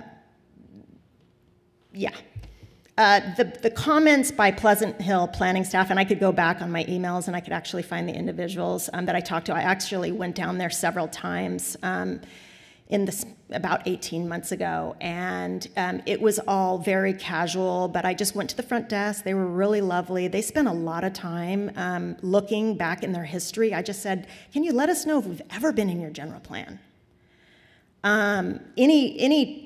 Any talk of us in our general plan, why we were ever in the general plan. Is there any reference to our area in your general plan, or has there been? And the gentleman that I talked to was very lovely, but he contacted me and he just says, I have no idea. You guys are not on our radar, and, you know, I mean, as far as we're concerned, I don't know if he said, I'm concerned or we're concerned, you should be part of Lafayette SOI. He didn't have an official position with the city and certainly couldn't speak to their ultimate decision per our request. Okay, I understand. Thanks for that. My other question, as I said, your outreach to the community has been impressive. I know you've been trying to engage a lot of people in your area in this discussion.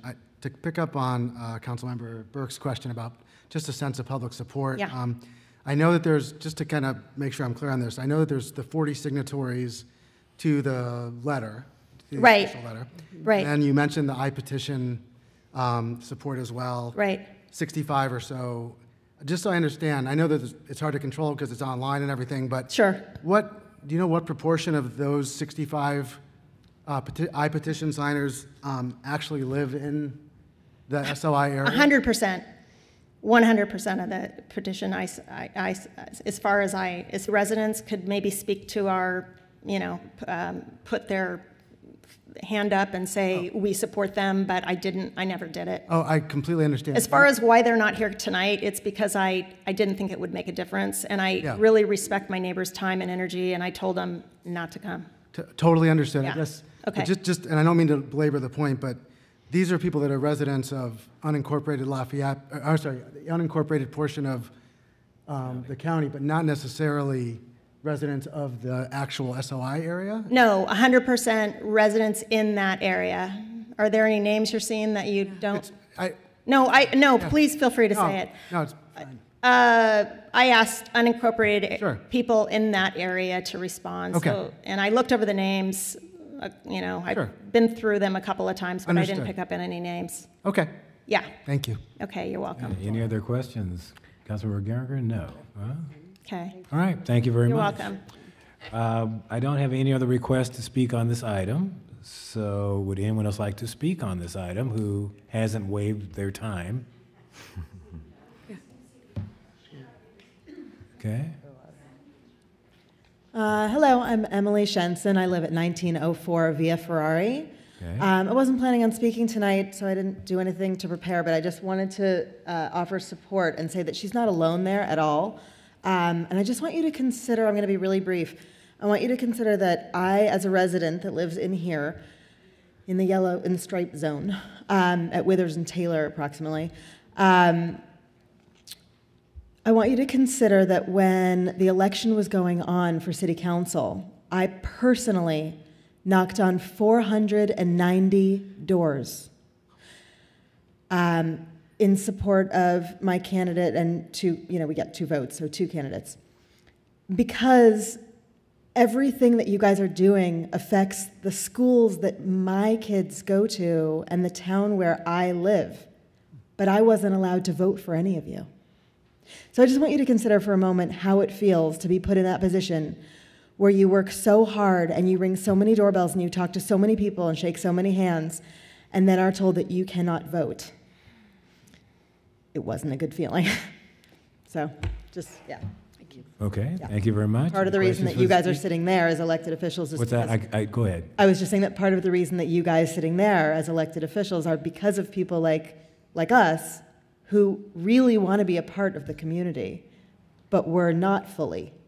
And if there's a reason, I'd love to know what it is, but I don't know what the reason is. Well, I think it's because you're not within the boundaries of the city. That's what we're talking Yeah, about. it's unincorporated Lafayette, but what I'm saying is, why is it unincorporated? Why am I not allowed to vote for things that directly impact where my children go to school? It's right? not unincorporated Lafayette. Mhm. It's actually within the sphere of influence of Pleasant Hill.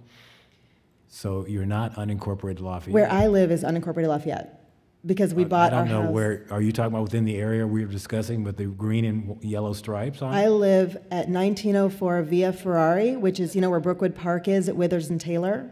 So it's within the area we've been discussing. Yeah. So that area is actually within a sphere of influence for the city of Pleasant Hill. So here's the thing.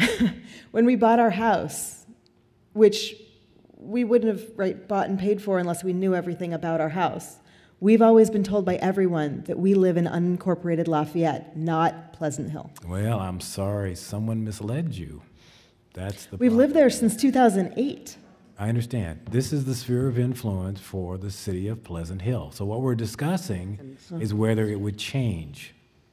But you are in the sphere of influence for the city of Pleasant Hill. And so is that the area that you're considering changing? That's what's on the Okay. table right now. Okay. Yeah. But you're not in unincorporated Lafayette. Okay, I have more research to do because according to my husband and I, it's weird for someone to say that you don't know where you live. Do you know what I'm saying? But I hear you. I'll research it more. Okay. Okay, thank you. All right, great. Thanks for your time. All right, thank you. Okay, I have a couple more speakers now. That's different. Barbara Silberman. Oh, you're going to waive your time over to him, huh? Right. You're all pretty slick. Oh, yeah, okay, I like that. Yeah, it's pretty good. Okay. Yeah, my name's Barry Silberman. Hello, Council. Howdy. I really wasn't prepared to speak tonight like Kristen, so I don't have all kinds of research. But I've lived in Lafayette for 39 years. Actually, 39 years and a few days from yesterday, or from the weekend, when I moved in Labor Day weekend, 1970. So during that whole time, our focus and our identity has been with Lafayette. We bought our house from a Lafayette realtor right on Mount Diablo Boulevard. nobody even knew what LAFCO was then. There wasn't even any LAFCO, I don't believe, in 1970. I think it might have been a few years after that, but pretty close to that time. My kids, from the time that the school boundaries changed, my kids went to Lafayette schools. And just a point that keeps coming up here, we certainly consider ourselves unincorporated Lafayette. We've had a Lafayette address since the time I bought my house in 1970. So we have to be unincorporated Lafayette. We're unincorporated Contra Costa County, but we have a Lafayette address. We're in Lafayette schools. And another thing that's interesting that I just thought of while this was going on tonight was that ever since LAFCO was formed, we've been in Pleasant Hill sphere of influence. But there's never been any talk of annexation. Annexation is not required, has nothing to do with sphere of influence. And in fact, it seems that Pleasant Hill never even had us on their radar. So the costs and the research that needs to go into annexation really doesn't need to be part of a sphere of influence decision. At least I don't think so. That's all I have. Okay. Any questions for the speaker? Councilmember Geringer. I may have missed it, but what is your address or where do you Oh, live? okay. 3279 Gloria Terrace. Okay. We're in the yellow striped area. Okay. And I think the other speaker is too. Whether it's semantics, whether we call us unincorporated Lafayette or unincorporated Pleasant Well, Hill. it's not really semantics. And I guess one of the other overlays is the actual postal zip code. You can have a Lafayette zip code and not be in the city of Lafayette. But how could you call yourself unincorporated Pleasant Hill when you have a Lafayette address? Well, that's the thing. You have an overlay where the SOI for your area is from Pleasant Hill. So Oh, I essentially- understand that. Oh, I Yes. totally understand. Okay, so that's Yeah. where you are, and you're Yeah. unincorporated, Yeah. and you're basically within the sphere of influence of Pleasant Hill. Okay. Yeah, I totally understand. It's just semantics in a way. Oh, of course. I lived But- in Lafayette for 39 But the years. idea of the sphere of influence, of course, is to lead toward annexation. That's why you change the sphere of influence, so you can get annexation as a final result. It's the first step. Absolutely. Yeah. Right. Okay. And if that became the final result, that would be great. And Okay. the last question you asked was about what percentage of the people in that yellow striped area would be for ultimate annexation, and I'd say it'd be 100%. Okay. Higher than 99.9. Yeah. Well, maybe it should be 99.9. Okay. Because there might be one guy out there. Councilmember Burks. Yeah, thank you. I've got one more question We for have you. a question. Yeah. So your last comment on 100% wanting to be annexed to be part of the city of Lafayette, what would you say the percentage would be if of those households wanting to become part of Lafayette if they had to pay the costs associated with To a Melrose. annexation? I don't know if you saw some of the costs in the Yeah, well- staff report. They're very, very high. Yeah, well, annexation costs, but not sphere of influence changes. Well, there's cost for that too. Yeah, but I have no idea. I do know that the tax base in that area is tremendous, and I don't know how the property tax sharing works. Our property tax rate is extremely low. What is it? 6 cents. What is our property tax rate? Or our take? 0.06%. 0.06%? Okay. And then all the other service districts too that would come along with it. Okay. Yeah. Okay, thank you. Yeah, thank you. Okay. Would anyone else like to speak on this item? Okay. Take it to Ms. Singer. Carol Singer, 3461 South Silver Springs Road. I'm just finding all this discussion very confusing, and maybe you could have a staff report or something about it. Because are you saying that if Pleasant Hill They are in Pleasant Hill's SOI. So if Pleasant Hill decided to annex them right now, they would all have to change their zip code, and all the kids would have to go to Pleasant Hill schools. Is that? I don't believe that's the case. I think there are 3 different zones involved. Let me have staff actually respond to that. The question was if the If SOI changes. if the SOI that is currently in Pleasant Hill was annexed into Pleasant Hill, would they have to change their address to reflect Pleasant Hill? No, and I'll pull up an exhibit which should help explain it. So this is a map that's been on the city's, Iowa City's website in our map room for about 5 years now, and because this question has come up. So the blue line, which is hard to distinguish, I'll use the mouse, that I'm tracing is the school district boundary. And then the red line is currently our city limits. This hatched area is the Green Hills SOI for Lafayette. And then the green boundary, the light green boundary, is the 94549 zip code. So there are areas even north of the school district, that are served by the Lafayette Post Office, would have a Lafayette, California 94549 zip code. So that's how that happens. All right, thank you. Yes. I still think it's very confusing. Oh, it is, no doubt. Okay, yes. And just very quickly, this is that area of the island that was discussed briefly, and it constitutes 4 parcels, and one of them is currently developed with a single-family residence. Actually, it looks like that one is too. Yep, right there's a residence. So 2 have, and there went my power, I apologize. 2 have residences, 2 do not. And those were the properties that are in that gray part up above where when. Correct, in this area. So the 2 closest to the yellow striping have residences, and the 2 more northwest currently appear vacant.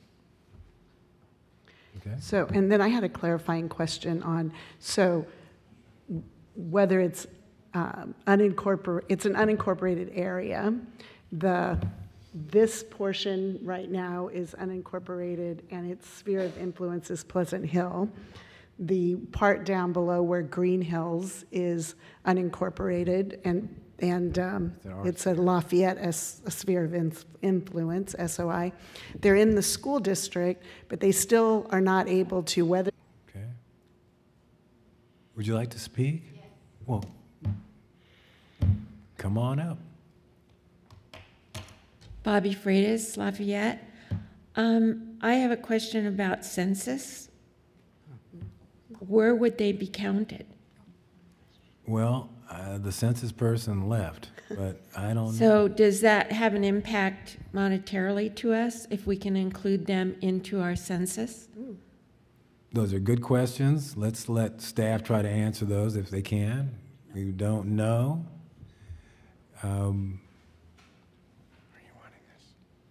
We don't have an answer. We don't know. Okay. Yeah. Just, I would like to look at finding out what they bring to us as being our citizens, what kind of economy is changed in our direction if we include them. Okay. You know, and I think that's only fair. Thanks. Okay, you're welcome. Would anyone else like to speak on this item? Okay, I'm going to close the public comment and bring it back to the council for discussion. Would anyone like to start the conversation? Councilmember Geringer, you look willing. I look sort of ready to do that. So, first of all, I want to thank my colleagues because you've asked many of the questions, and to former LAFCO member and Mayor and Councilmember Tatson also for weighing in the interest also of disclosure. I did talk to him briefly yesterday at the Memorial Day event. And to Narup, interim city manager Savasta, I'll try it there, for reaching out to LAFCO to get, some input on that. Because it does, I think Carol Singer said it the best, and Don did as well, it's very complex. And if it were just the decision around switch the SOI, even that decision has a lot of unanswered questions. And so I guess for staff, I'm curious, the three options that Luann laid out, which were do a pending, hold it back to a date certain, do a pending SOI, and then come back and look at it in a year.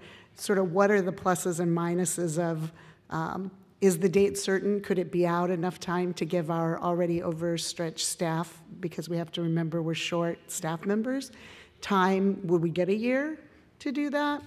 Or are they sort of, we get 6 months? Or I guess I need more information on kind of what our options are if we try to move it forward to answer some of the questions. We could definitely follow up with Luann, but you do not meet. You meet on the 10th of June, and the SOI action will be taken on the 12th of June. So to let you know that there is limited time. So I guess in the way I read, and her I get staff report is due this week, she tells me, so, yeah. Okay.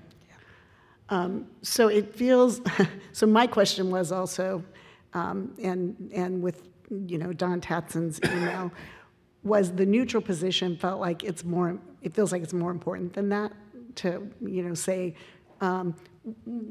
okay, just LAFCO, you decide. And because there are, it seems, a lot of potential impacts. And with all due respect, it very much also seems that it's really very much about have the SOI. I appreciate the part of the schools and all of the things that you do for the schools, but that it is a logical step to annexation, which opens us to, more analysis, more costs. And so figuring out how to get some of those questions answered now, before we make a decision to say we're neutral on something that someone else is going to decide for us, doesn't seem like a good policy to do. And so I'm just, I guess, kind of raising those different issues and trying to get some guidance on how we can still move forward, but get some of those questions answered. Well, where would you want to move forward to? Maybe that's... I would like to have all those questions answered before we make a decision to be neutral on the SOI. And if it means that we have to say no at this point and come back with more analysis, I think that for my comfort level, I need more information, and I'm not supportive of a neutral position at this point in time. Right, but that's open to more. Important is would be no now until there's more information. Okay. Open to hearing the discussion, before obviously making a final decision on how to vote. Not a vote. This is just where we are. We're having a conversation. Vice Mayor Kendall, you want to? Yes, thank you for describing the situation in front of us.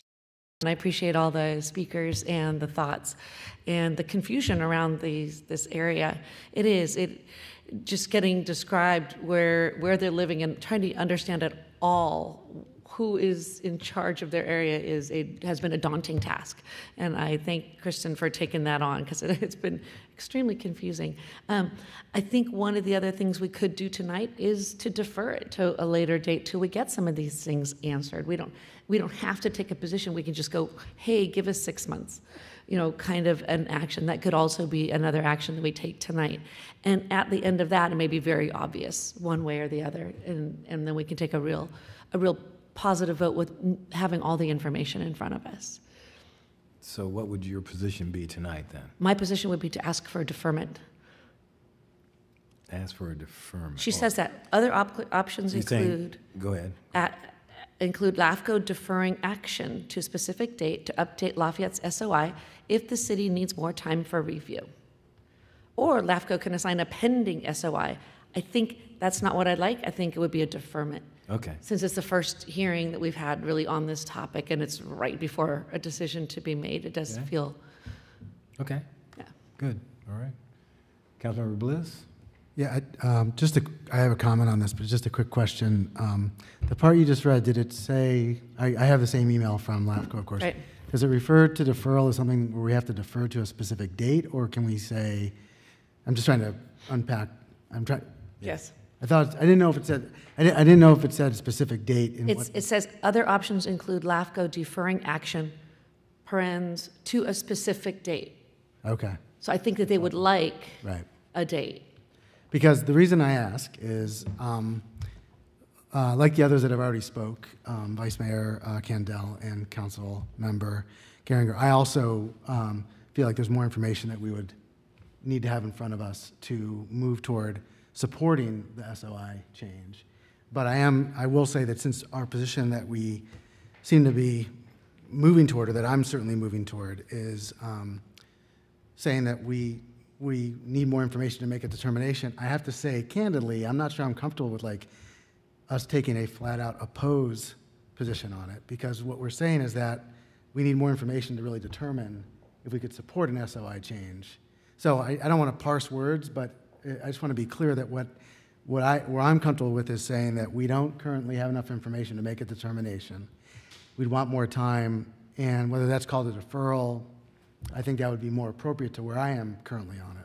But that's why I'm kind of trying to make sure I understand what we'd be moving toward. And I don't know if we then have to defer to a specific date where we land on it, and maybe this is something we could just anyway, those are some of my questions and my thoughts, but certainly I'm not sure right now how I feel about taking a flat out opposed position as a council, because I think what at least a few of us seem to be saying is that we want more information before we can make an informed decision about it. The other thing I feel like would go into that as we move forward would be, we seem to at times, and I'm not hanging this on any particular speaker, I want to be very clear, because this has been kind of a theme throughout the deliberations. But at times we seem to be talking really just about, it's just an SOI change, and then there are times that we seem to be talking about SOI as tantamount to annexation. So even the point about we want to take this step so that the voters could have a voice in Lafayette elections, well, an SOI change doesn't get us there. So I just want to make sure that we're clear about how far down the road toward annexation an SOI change would get us, because there seems to be a little bit of slippage between what's being asked of us here as a council. So those are my thoughts. Okay. Councilmember Bergs. Thank you. It's very clear to me that this initiative is solely geared towards annexation. There is no doubt in my mind that is the intention behind the SOI shift. We have levied tremendous work onto our staff based on what this city currently wants and needs through a variety of different projects and initiatives that, frankly, a lot are just not funded. It's a matter of priorities for our city. We seem to say yes, or we seem to continue matters for more information every other Monday. To me, and at least in my 2.5 years here, we rarely say no. And I believe in this case we should. I do not think it is in the best interest of the city to move towards an SOI shift or to move towards deferment to create more work and then to do more analysis that will eventually perhaps result in a vote for an SOI shift that will certainly lead to the next wave of a group moving towards annexation. I think we need to look ahead and decide what's best for our city now. We've got a tremendous workload coming up with our general plan refresh and amendment with a stretched city staff. We've got serious land use issues that we need to deal with and need to strategize around how we're being compelled to do things from Sacramento. I could go on and on. I think there's times to draw lines in the sand, and I think this is one of them. So I would be in favor of actually forwarding not a neutral position, but forwarding a no position to LAFCO tonight, and I would actually go ahead and make the motion to do that. Okay.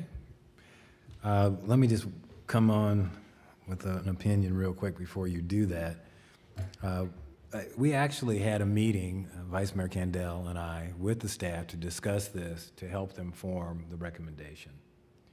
And my position of being neutral was because I felt that if we clearly outlined the cost to the residents, and if they really, really wanted to be annexed bad enough that they'd be willing to shoulder those costs, I don't see how that's going to be a problem for us, because all of our costs would be met. So that was the idea.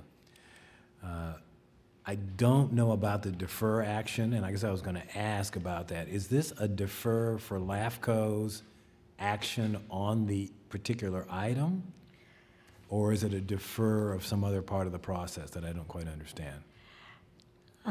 Mayor Anderson, I don't know as well, receiving this quite late this afternoon. I will need to follow up with Luann to get more information, because I don't know whether it's to a date certain, how long of a period of time. And even if you do decide on a period of time, I would say we need to factor in the fact that we currently don't have staff to do this. You have 3 managers taking on this task because we couldn't assign it to someone else, and there is a cost associated with it. Okay. All right. Well, based on that, I think I would also support the no position, because this just is not the right time for us to go into a lot more detail if that's what everyone needs to make a decision on this. As I said, my original thought was neutral, because I thought if the people saw the numbers, that's why the staff report went so in depth about annexation, they could decide themselves whether they're willing to actually pay that cost. But if there's going to be more time spent and more money spent on staff to just help us make a decision, I would suggest we just stick with a no position, and I'm willing to support that. I have a clarifying question. Yes. So we, as a city council, can say, put in an opposed position, or Correct. say that we don't support it. The LAFCO will still, even if Pleasant Hill said no comment, we were looking at a neutral position, LAFCO can still make their decision separate of us, correct? That's true. Yeah, I mean. And I don't know exactly how that plays out in terms of a conversation, whether they would advise city staff of where they were going ahead of time to help us prepare, or what? They would like some comment, as Luann said, from both cities, and they will also take into consideration the people who attend the LAFCO meeting and make their positions known to the LAFCO Commission. So I think it would be appropriate in this case, whatever you decide to do, would be to send a letter this week. In fact, Luann expects something tomorrow. Okay. And to include in her staff report. All right. And, so in considering all that, I understand the reason to say no tonight, but it does seem that taking a neutral doesn't seal their fate like forever, right? Because this is something that they may pursue in the future. And if they do, and they're willing to pay, and all of a sudden everything looks rosy, all of a sudden we have to overcome, well, then why did you have that no vote way back when? If it's a neutral, at least it doesn't penalize them for when situations may change and they do come up with a really sweet offer or whatever, or financially it does make sense. And so that was how we kind of discussed it, saying, we'll take a neutral position. That means we're just not going to do anything right now with it. And that doesn't cost us anything. And it doesn't penalize them either in the future. That would be my suggestion. And I would suggest to reply to that is that, but that was assuming that there wasn't going to be a deferral. And that would be taking it off the deferral. If you, Okay. if you take, instead of the deferral, I would say, don't make it a no, make it a neutral without a deferral. All right. Other comments?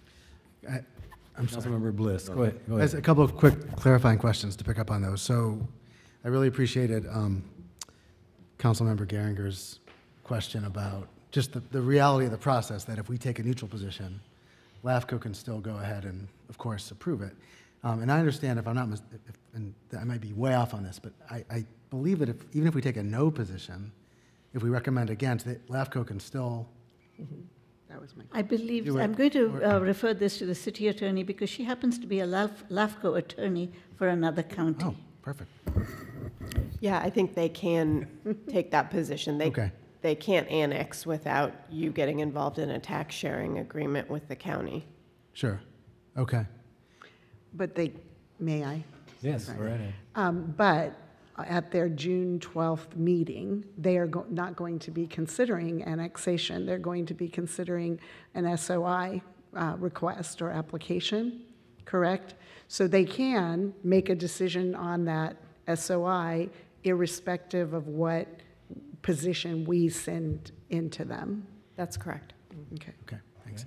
Thank you for that and for clarifying that as well. And my other question is just, I think the point that Councilmember Burks makes about staff cost and priorities is an important one. And so a question for staff, and I'm not trying to pin you down on this, and this might be a completely unfair question, but if we were to defer this to some future date to come back and consider, understanding that we're down staff, right, information and the answers that we've sort of deliberated upon possibly wanting if we were to come back to this in several months? That is a difficult question to answer. Right. Because I think you would want the full picture. You wouldn't want a piecemealed SOI versus annexation. You want to know all the ramifications. Mm-hmm. And that's a lengthier study. Sure, okay. And just one question to follow up on that. I know that for annexation, we need to consider a 5-year outlook in terms of the fiscal impact. Even if we got answers to the questions that we're still deliberating upon, we wouldn't necessarily for an SOI need that same sort of 5-year outlook as we would need for an annexation vote. Is that correct? Yeah. Okay, great.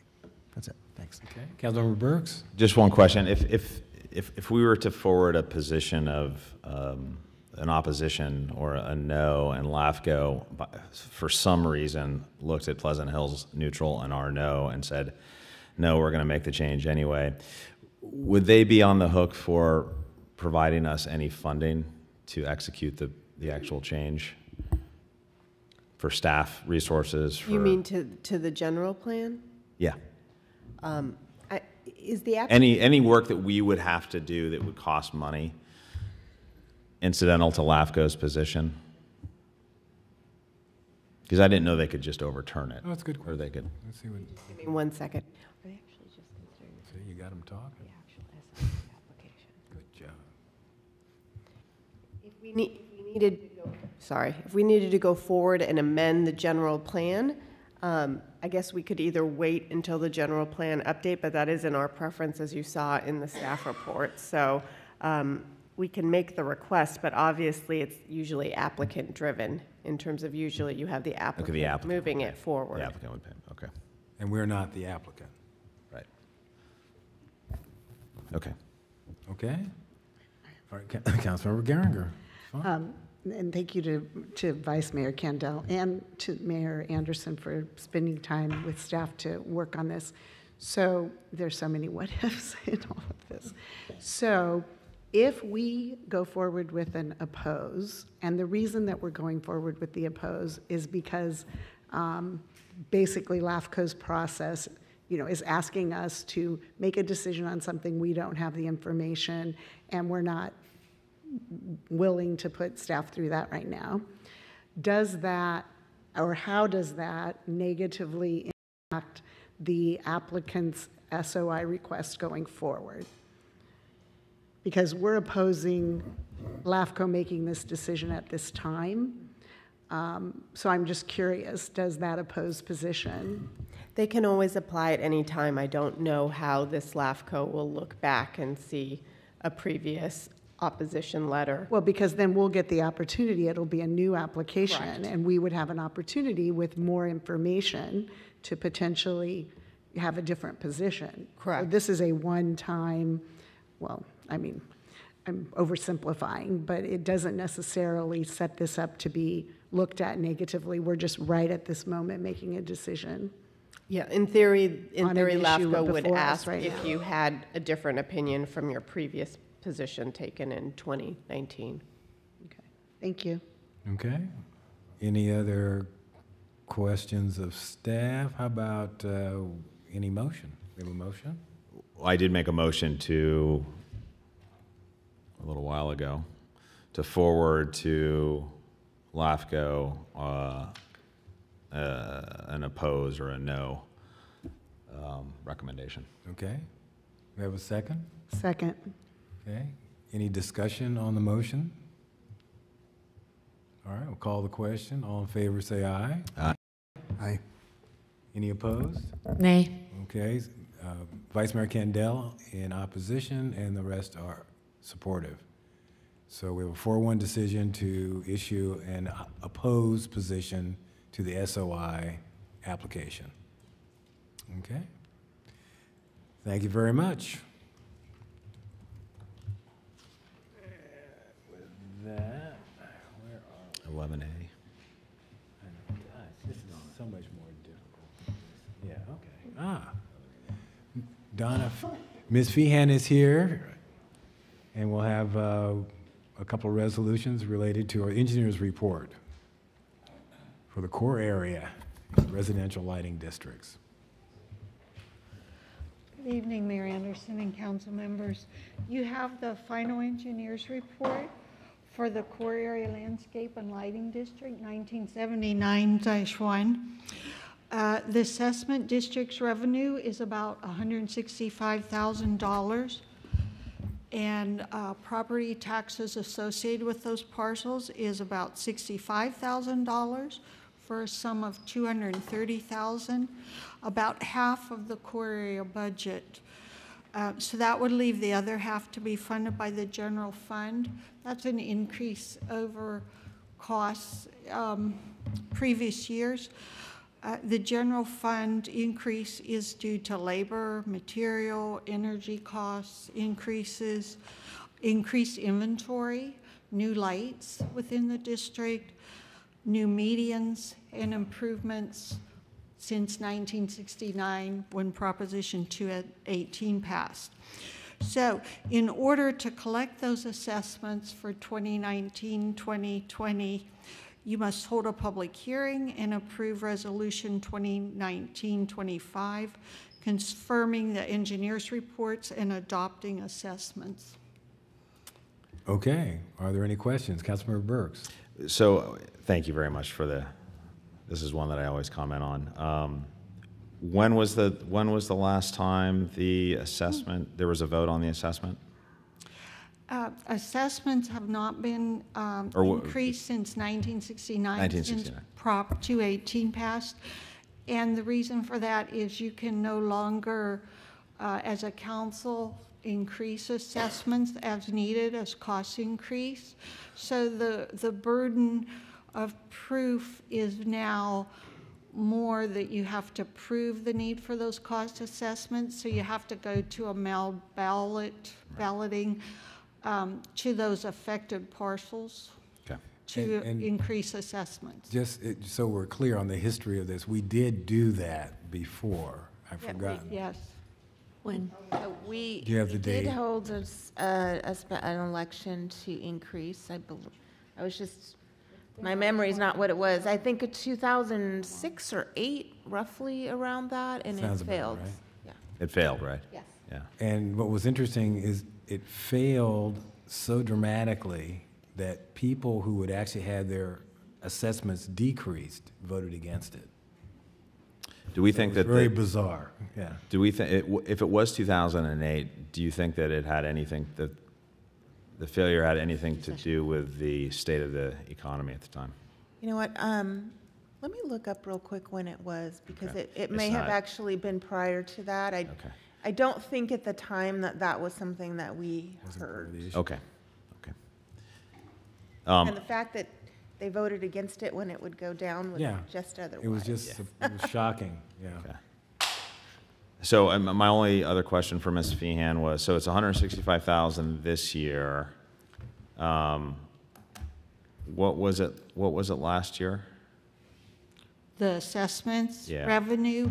It was a couple thousand less, and the only change that can happen is due to change in parcels. So when parcels split, those assessments go up a little more if you have more parcels, but there is no other change to the assessment. Okay. And just for without a the vote.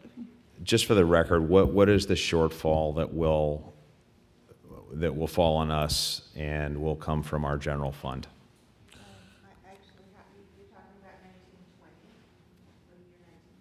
Okay. Core area landscaping. Because in 1969, we're locked into the 1969 assessment rates. Correct. My last question is, does the Chamber of Commerce clearly understand this? Do you know? I can tell you, yes, they do. Okay. Thank you. Okay, other questions? All right, this is a public hearing, so we'll open the public hearing. Is there anyone who would like to speak on this item? Okay, we'll close the public hearing and bring it back to the council for discussion and action. Sorry. We're ready. You look at me. I'm looking at you, why not? To make a motion? Sure. I will make a motion, but I do want to make a comment first. I think it is a responsibility of the city to maintain our core area in a suitable way that attracts commerce, that adds to the values and the spirit of our city. It's important. So I do think pulling $265,000 from our general fund is something that we have to do, unfortunately. But if we don't do it, the downtown is going to suffer, and a lot more will suffer with it. But I'm not happy about it as somebody who was elected. I think that the economy is strong right now, and I think that our businesses and owners in the core area could pay more to support the assessment district and the landscaping. I don't think it's fair to the taxpayers what some of our business owners and property owners are doing. But we're stuck between a rock and a hard place. So I'll go ahead and make the motion that we approve staff's recommendation. And this is on resolution 2019-25. Yeah. Okay. Do I have a second? I second. Vice Mayor Candell, any other discussion? I do concur with Mayor Burks' statements, and in our downtown objectives, they have ideas for even doing more. And I think that there was a person even today mentioning a sales tax. I think we ought to start possibly thinking about new funding sources to help us with our fun downtown. Okay. Sounds good. Any other discussion? All right, we'll call the question. All in favor say aye. Aye. Aye. Any opposed? It's unanimous. We'll go down to resolution 2019-26. Ms. Feehan, a little more. Oh.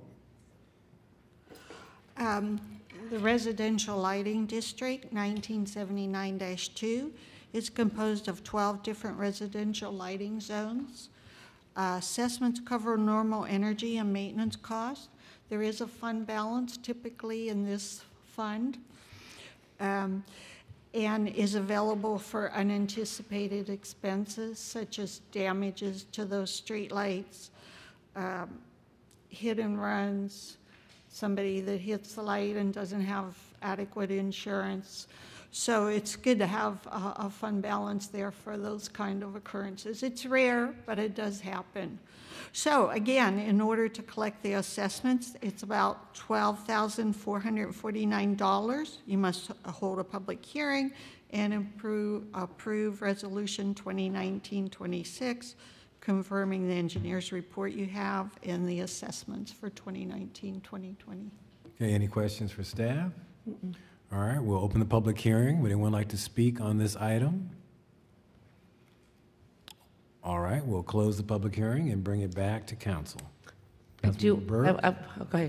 Vice Mayor Candell, go ahead. I do have to disclose that I'm actually in one of these lighting districts. And Mala said that it was okay that I could vote, but I just want to disclose that I actually just moved there. Good for you. And our Public Works Department. They do a fantastic job in maintaining our city. we've had a severe winter. We've had multiple occasions where they've had to respond, and they're understaffed a lot of times, short on resources, tight on money. Ms. Feehan just does a fantastic job under Mr. Moran's leadership and Ms. Srivats's leadership, and I just want to commend the work that y'all do, because it really is the true nitty-gritty nuts and bolts of what makes the city work, is our Public Works Department. So thank you very much. But with that, I'll make the motion to move staff's recommendation on resolution and adopting resolution number 2019-26. Okay, do I have a second? Second. Okay, any other discussion? Call the question. All in favor say aye. Aye. Any opposed? It's unanimous, and that item passes. Thank you very much. Thank you. Okay, we move on to items pulled from the consent calendar. First is 8C, update on city manager's recruitment. Councilmember Burks, you pulled this. Yeah, I did. So do you have a question, or do you want a report on the staff? No, we don't need a report. That's okay. Just a couple of comments on this. I mean, it lays out the timelines. I'm personally eager to see this move as quickly as possible, and even more quickly than is indicated here, where in the staff report, where I think it indicates July for a. Well, it says the job will close on June 3rd. Right. So once the job is closed, my only recommendation here would be that we ask our vendor or our agency to bring forward no more than 2 to 3 candidates for interview. Okay. I think that,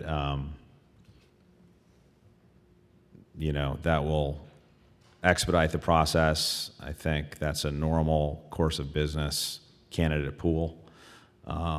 And if the 2 to 3, if we don't select one out of the 2 to 3, or we lose one of the top candidates, we go back to their pool. But if we can do anything to move this along, we need a permanent city manager in place yesterday. As we all know, I'm preaching to the choir here.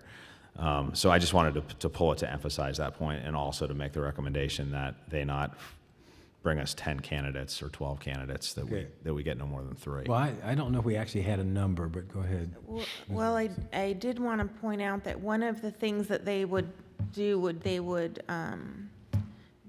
there's a date, which is potentially the June 24th, where they would bring forward a list of the candidates that they've interviewed and talked about, and then at that time, I think the council can decide how many of those you ultimately want to interview. So there's sort of a step before the interviews take place. They come and, so I know it's an additional step.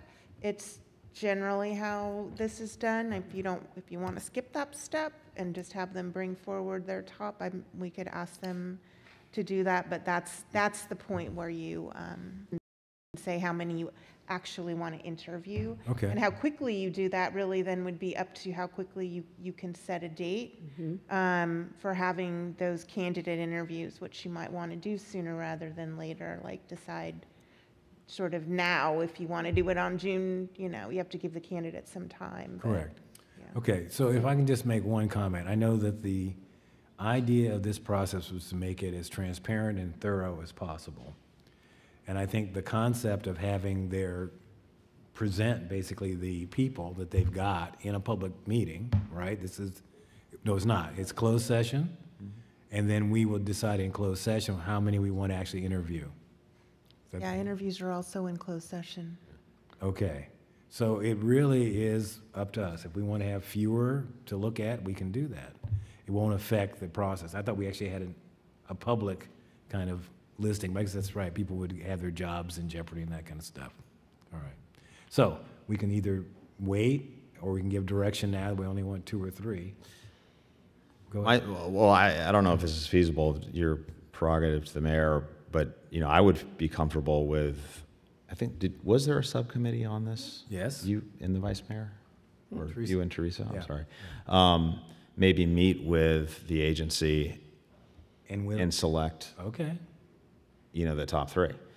I would feel comfortable with that, and then we move on to, as quickly as possible, we do the interviews. All right. But that's just mine. That's on the table then. Vice Mayor Kendall? I totally concur that moving this forward makes total sense. I would prefer to be able to see them all, even if it's just reading. But if we could figure out another way to speed things up, like you're saying, maybe we want to set up dates and stuff, like make sure that as soon as we see that and we see that meeting, we're already set up for the next step.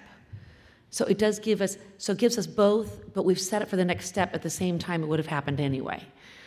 Does that make sense? Well, I think Is there another way to do it and still see them all, but speed up the process? I think the problem we're going to have is if you have out-of-state candidates that Right. you want to interview, their timing in terms of availability may vary quite a bit. Their travel. I mean, so you're going to have to coordinate with who you actually decide. Right, and we can ask our person to try to do that a priori. Just go, hey, I know they're going to talk about it then, make a date available to us, and hopefully it's this date. I don't know, try it. I've had that happen. Okay. It's a thought. So you're going to potentially need to give me a date I would want to interview so that I can sort of try to get that on parallel tracks. Do you want to do that?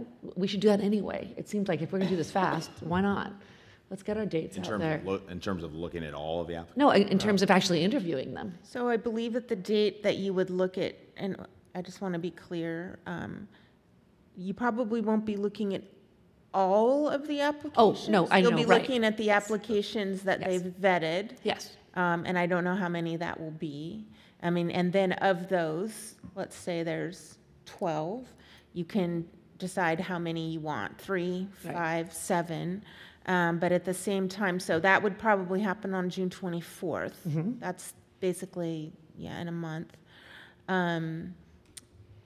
But if you want to then set up an additional time, maybe I could send you a doodle about when you would be available to do those candidate interviews. Those would not be on a regular council Correct. night. Those would be sort of, well, generally they're during the day, but I know that sometimes there's some issues with getting you all together. So I could try to send out, it could be a weekend. I don't know if that's available. But I can send out a doodle poll, but it's close to the 24th, I would say probably, you'd need to give the candidates at least a week's advance notice, which is getting into the 4th of July weekend-ish, but that's where I would want to get, that's why I think where we could potentially speed that up. If I could get a date from you all sooner rather than later. Okay, well, that's an option that we can pursue if people are interested in that. Councilmember Guerin. So you can send your doodle out, but like if you that. just leave out that whole week that you're talking about, because I'm gone for a wedding. Yeah, see, I think that was part of that we're running into the 4th of July Holiday weekend. Yeah. period. Yeah. So back to Councilmember Burks. So the 24th is potentially the date that they would come back to us because they're doing these phone interviews after it closes on June 3rd.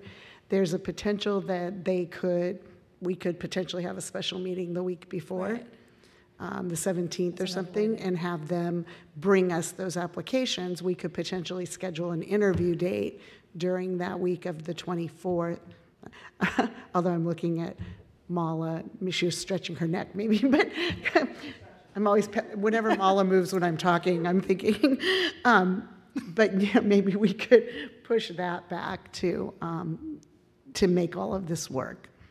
Okay, so I will talk to the recruiter tomorrow and get I will relay to him that we would like to move quickly and ask him for his recommendations on how we can shorten this time frame. And if I say we would like to potentially have the interviews done by the end of June, is that sort of a goal that you can potentially? So, Councilmember Burks. yeah, I'll be out of the country June 20 through June 30. So, okay. I would prefer, just my preference is to do it before then. And I don't know why they need, if the job closes on the 3rd, why they need all the way until the 24th. Because I'm reading the list of things they need to do. I'm sorry, I've done this before. We've all done this before. Yeah. I mean, that's a long time. So I would say mid-June. If the You would like to be able to do interviews mid-June? Yeah. I will call and find out if they're willing to do that, or if they can, or, yeah. So then you're back to potentially June 10th. Well, if the job closes on the 3rd, I'm not sure, I don't know if, Yeah. oh, you know what, I'll ask. We're Okay, paying them. so- I got it. So let's just kind of make sure we're all going to the same direction here. You're going to ask Paul about making this a mid-June interview process. And he's going to get back to you and say that's either yes or a no. If in fact there's a possibility, you're going to send out a doodle poll for us for that area of time that he feels he can make it happen, for us to schedule actual times and dates for interviews. Right, so what I'm hearing is that mid-June prior to June 20th. Correct. A kind of a, Because that's a real tight but good time frame. Okay? That sound good? I will try to make that happen. Okay, Councilmember Burks, you have a comment, or are you good? All right, Councilmember Bliss? And I will, if it's okay with the council. We're gonna aim in You're this gonna be direction. my, you know, We'll be your Backup. foil. Yeah. Okay. So just, sorry, just for clarity, we'll aim for the interviews before June 20th, for sure, that'd be great. But we will get presented, we may have a special meeting in order for all of us yeah, to I would review say that you the probably vetted. want to be able to vet, and I will see if they're able to maybe whittle that down to a reasonable number. Yeah, But you some- might have to have, I'm just telling you, might have to have a couple of special meetings. Right. In which case, then I'll send out Send a out special doodle meeting poll and requests find for- out when you guys, when you're available. So the key is we'll get Yeah. doodle polls that reflect what's possible. Right. In terms of Paul's time. And I'm obviously assuming you want, you want all 5 of you to be Yeah, there. I think that's the only way to do that. Sure.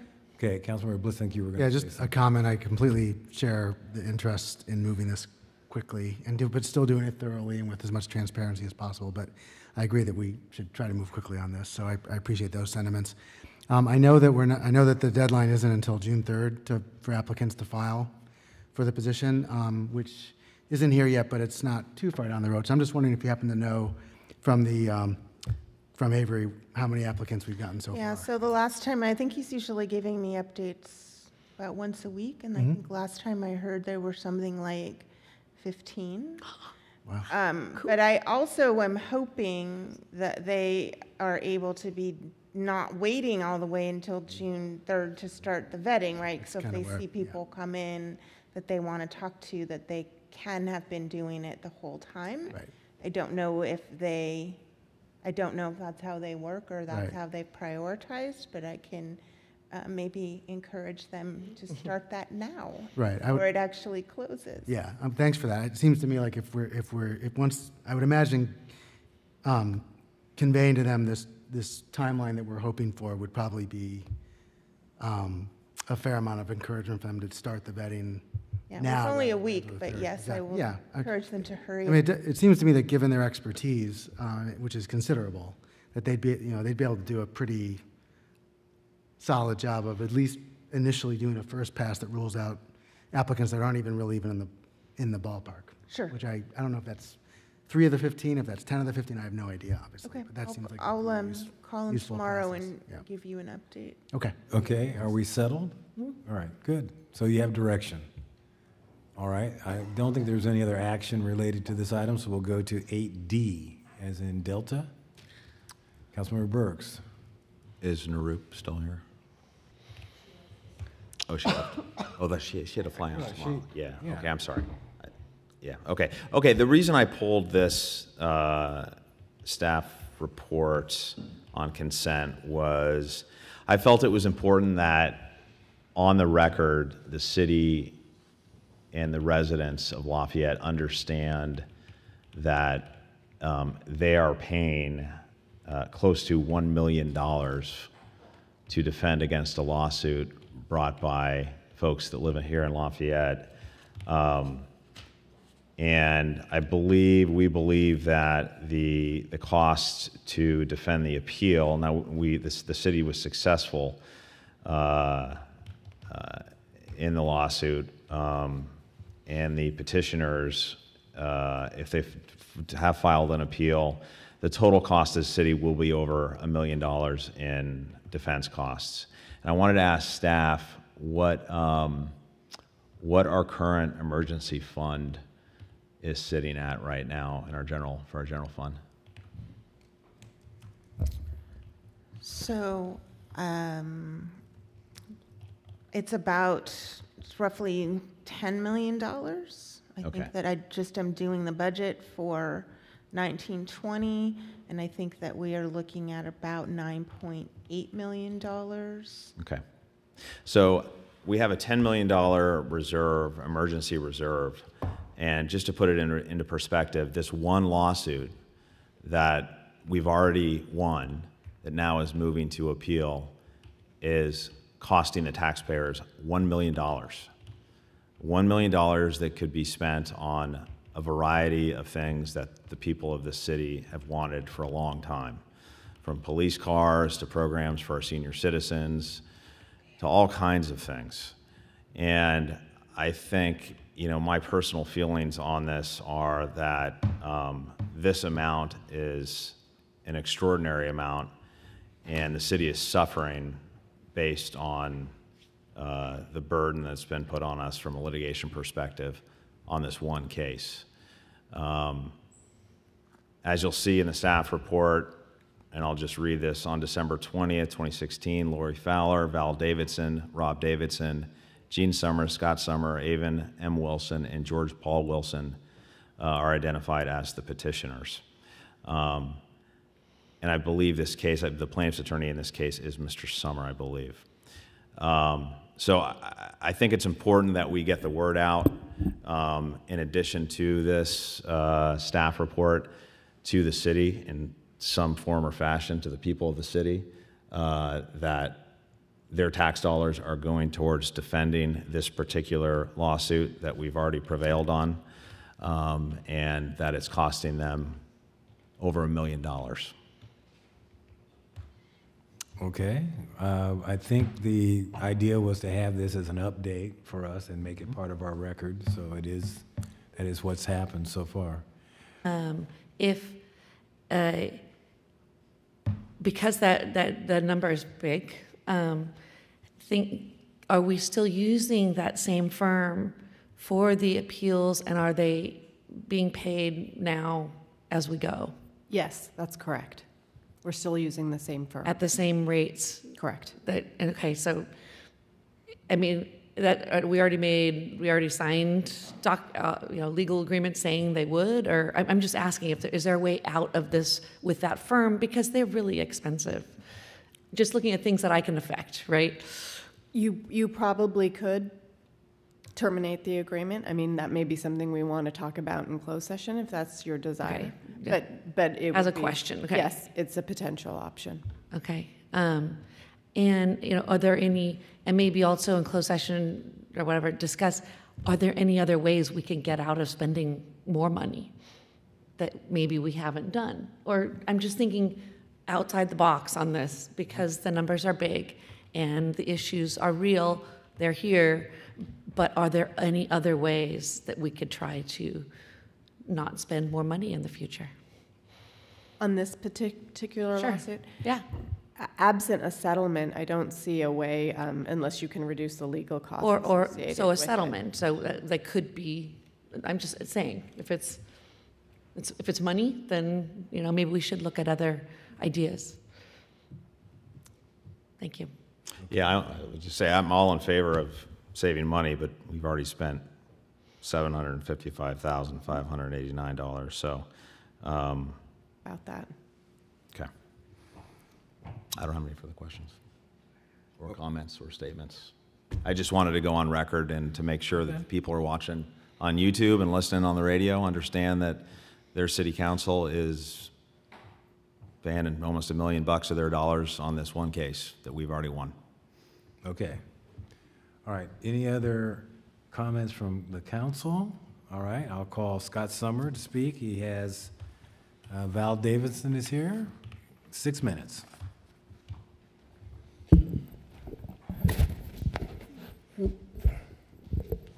Good evening, members of the council. Scott Summer, 832 Las Trampas Road. I'll address some of the comments made by Councilmember Burks. It is an extraordinary amount of money, but if the implication is that somehow that's the fault of the petitioners, I think I want to tell you the other side of the story. First, I didn't really want to say much about the firm, but you did hire a very expensive San Francisco specialty law firm to defend this case with rates far above what's customary in land use cases in Contra Costa. They had no experience with mandamus or land use or municipal law or the Brown Act. Whatever the city budget was, if any, your instructions to them, how you told them to handle the case, monitoring of fees and costs as you went along during this whole time, it's not known to us, of course. I can tell you that the lawyers who were working on it seem to have experience in technology and criminal litigation, not this kind of litigation. So you did hire just about the most expensive group of lawyers you could have. And I'm not here to disparage them. That was your choice. And if you chose to have that kind of litigation conducted, that's what the city council, at least in 2016, decided. Now, the case itself, the relief was for a new hearing. That's it. It's provided in the Brown Act. It's provided in the due process case law. It was a one-day hearing, a one-day trial. We took 3 one-hour depositions. The city took 1 one-hour deposition. That's right at the bottom of the scale of any litigation. It's a pro bono case by 7 individuals. You hired a big specialty law firm to fight it. That's your choice. Basically, you spent a year making motions, trying to keep the case from going to that one-day trial, which was overruled by the first judge that was assigned in January 2018. But I want to emphasize there's no monetary relief sought, just a new hearing without the participation of people that had participated with Commissioner Sales in doing a bunch of illegal things. Now, here's a little background on the how and the why and things that Councilmember Burks was getting at. The FPPC issued a fine and an order against a Lafayette Design Review Commissioner in 2008 for advocating to his own commission for a client. That's a criminal offense under the California Political Reform Act. 5 other Lafayette commissioners also appeared for clients before their own commissions multiple times from 2009 to 2016, all allowed by your staff and your city attorney. That includes presentation to the city council. The applicant on this matter was Planning Commissioner Sales, also the ex officio member of the Design Review Commission, appearing compensation on behalf of clients. He made 2 appearances before the DRC, co-presenting with Attorney Bowie. He had at least 6 meetings with staff of how the city was allowing this to happen. We got the following response. We had a hearing on July 11. The city attorney wrote a memo that she read into the record. On the first page, it says that Commissioner Sales appeared before the DRC on behalf of 1 of the clients. He appeared for 5 times for 3 clients in that 1-year period. On page 3, representation was made. Commissioner Sales, as well as other commissioners, have not appeared before their own commissions or attempted to improperly influence staff. All those meetings are criminal events under California law. And I've given you at least 10 sets of city minutes showing commissioners presenting for clients before their own commissions. So where's the accountability in all that? Now, what is involved here is we found out after the hearing, on the final one on October 11, the city council had closed sessions before each of the following city council hearings. How? Mark Mitchell told us about it after the hearing. And he set up a meeting with the city attorney and myself in which he told us that the basis for all these closed sessions before these meetings was a statement from Mr. Bowie, the attorney, a 1-sentence statement. Now, the standard on due process in California for administrative hearings is that it demands an appearance of fairness and the absence of even a probability of outside influence on the adjudication. There's a case called Nightlife versus City of Beverly Hills, which applied that in a situation where an advisor was not impartial and was not neutral, even if the advice would be what the court there called unconsciously skewed, we think that the staff and the city attorney that allowed and participated in multiple violations by Commissioner Sales that were criminal events under the Political Reform Act, and who made those statements on July 11 saying commissioners had not been presenting, violates that standard, and that's that part of the case. On the Brown Act issue, I should add one thing. You won't find in the statement of decision, I don't know if you want to give me any more time or not. No, I don't, but I want you to wrap up, please. All right. No one's going to be able to say what the Court of Appeal does, but there is another side to this story, and if you're going to tell the city that this is, the commission, or the voters that this is happening, you need to lay out all the facts, not present them with a sanitized version. You need to let them know that illegal things happened here that were serious, Okay, that have never been addressed by the city. Thank you very much. That's why there was a lawsuit. There may be questions. I do. Okay, hold on just a second. Oh, you have a question? Everyone's excited. I know, that's wonderful. I heard you first. Did you have a question? I was going to make one last comment, but Okay. Oh, no, I have a question. No, go ahead. No. Go ahead. Vice Mayor Kendall. I do have a question. In your opinion, what is the ask from the petitioners? What do you want? All the cases with due process findings say you have a new hearing without the biased or people that are tainted participating. That's all this was. You just want a new hearing? Just wanted a new hearing to start over. You could have said that in January of 2017. No attorney's fees. That was it. It's still the relief. Events have moved on, but that's all it was. Okay. Any other questions for the speaker? Thank you, Mr. Summer. Thank you. Appreciate that. Okay. Would anyone else like to speak on this item?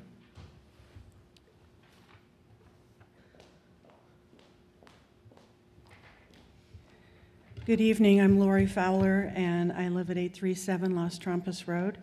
I suppose I'm the Fowler in the Fowler versus City of Lafayette. I welcome this opportunity to explain again why, some of the background and the whys behind the case, because we have new members on the council, and so I appreciate the opportunity to provide some background. You've already heard all the information about the conflict of interest with Commissioner Sales, so I won't repeat that. But there were many other instances of bias, and I won't have time to go into it in just the 3 minutes that I have, but a couple of examples.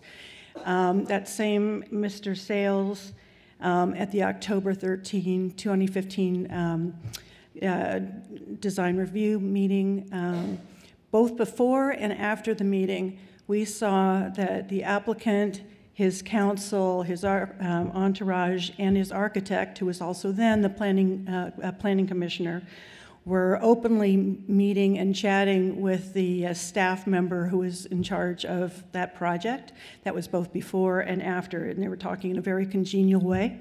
Very upsetting for those of us who felt like we weren't getting a level playing field. It was almost like if you were watching a football game and in halftime, the referees all ran over to one side. That's the way it appeared. We also experienced bias in the in various procedural aspects. Early on in the process, the applicant had been given from June until the end of August to revise his application. And because when we went to go to the August 24 meeting, we were told that was postponed because the applicant wanted more time because he was on vacation. That meeting was put off till September 14 and then continued to September 28, and really what didn't get discussed until October 13. On October 13, at that meeting, I asked for some additional time to get a property survey. That was one of the issues that related to the boundaries in the project. I talked to many surveyors, I was told it was going to be about 6 to 8 weeks. It was going to cost about $15,000. My husband had just died very suddenly and unexpectedly. I asked staff for more time, and I was not given more time for that. And I was given less than 3 weeks to try to get a survey, and obviously I wasn't able to do that. If you could put the visual up there, and I apologize, I'm just returning from my father's funeral today, so I didn't get a chance to fix this very well, but The applicant had provided misleading information regarding the possibility of an alternate site for his project. The picture on the left was the fabrication by the applicant. I need you to wrap up. Okay. The picture on the right shows that that information wasn't true. 2 members of staff came to my house. I showed them that. I asked them to correct the record, and the record was never corrected. And that was the information that the Planning Commission used in deciding that we would not be allowed to consider an alternate site. Okay, thank you, Ms. Fowler. Appreciate your time. Would anyone like to ask any questions of the speaker? I do. Vice Mayor Kendall. So in your opinion, what are your findings? What do you want? What are you asking for? I'm asking the same thing that the rest of our plaintiff group is asking, a fair hearing, a new hearing, fair hearing, unbiased, with new people. Thank you. Okay. Any other questions for the speaker? Thank you very much. Thank you. Would anyone else like to speak on this item? Okay, I'll bring it back to the council. There is no action related to this item. It's simply an update on the case. Are there any comments that anyone would like to make? Or was it just receive and file? No comments from me. Okay. Others? Yeah, just quickly, situation on so many fronts, and as always, it's a lawsuit. So there's 2 sides of every lawsuit, and typically the lawyers win. So to me, I'd be willing to look for different ways to solve this. That would be my hope. Okay, fine. Other my only response to that was there are 2 sides to everything, but we as a city prevailed, as stated in the staff report on this case. And when Mr. Summers asked for the facts, that's the fact, is that we won, and the taxpayers paid $1 million for it. That's all I have to say. Okay, other comments? No? All right, so this is no action related to this, simply an update, so thank you for that. And we will move on to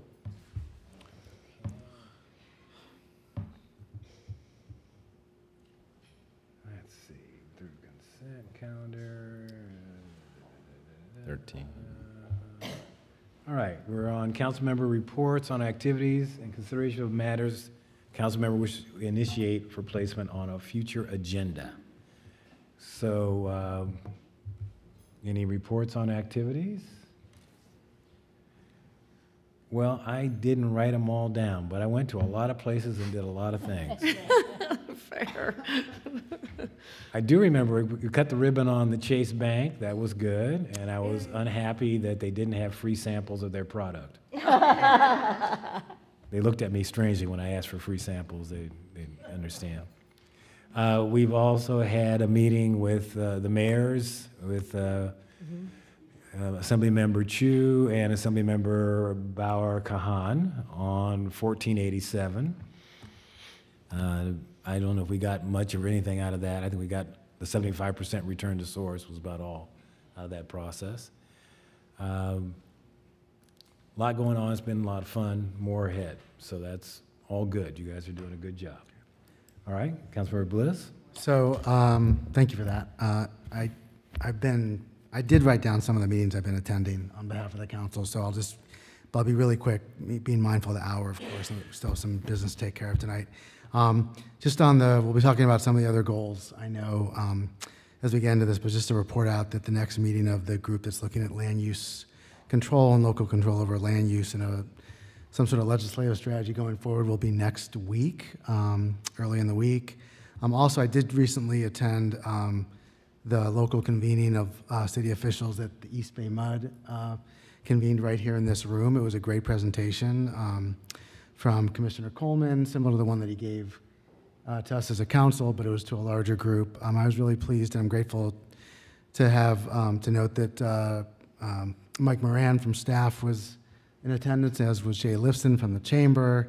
One of the things, and this is not to officially put on an agenda, but I did want to flag something that was mentioned in terms of the you know, the role that East Bay Mud can be playing in trying to make accessory dwelling units a little bit easier to create was to look at the issue of hookup fees or what goes into widening access pipes and meters and things like that. So this is not anything actionable, but Mr.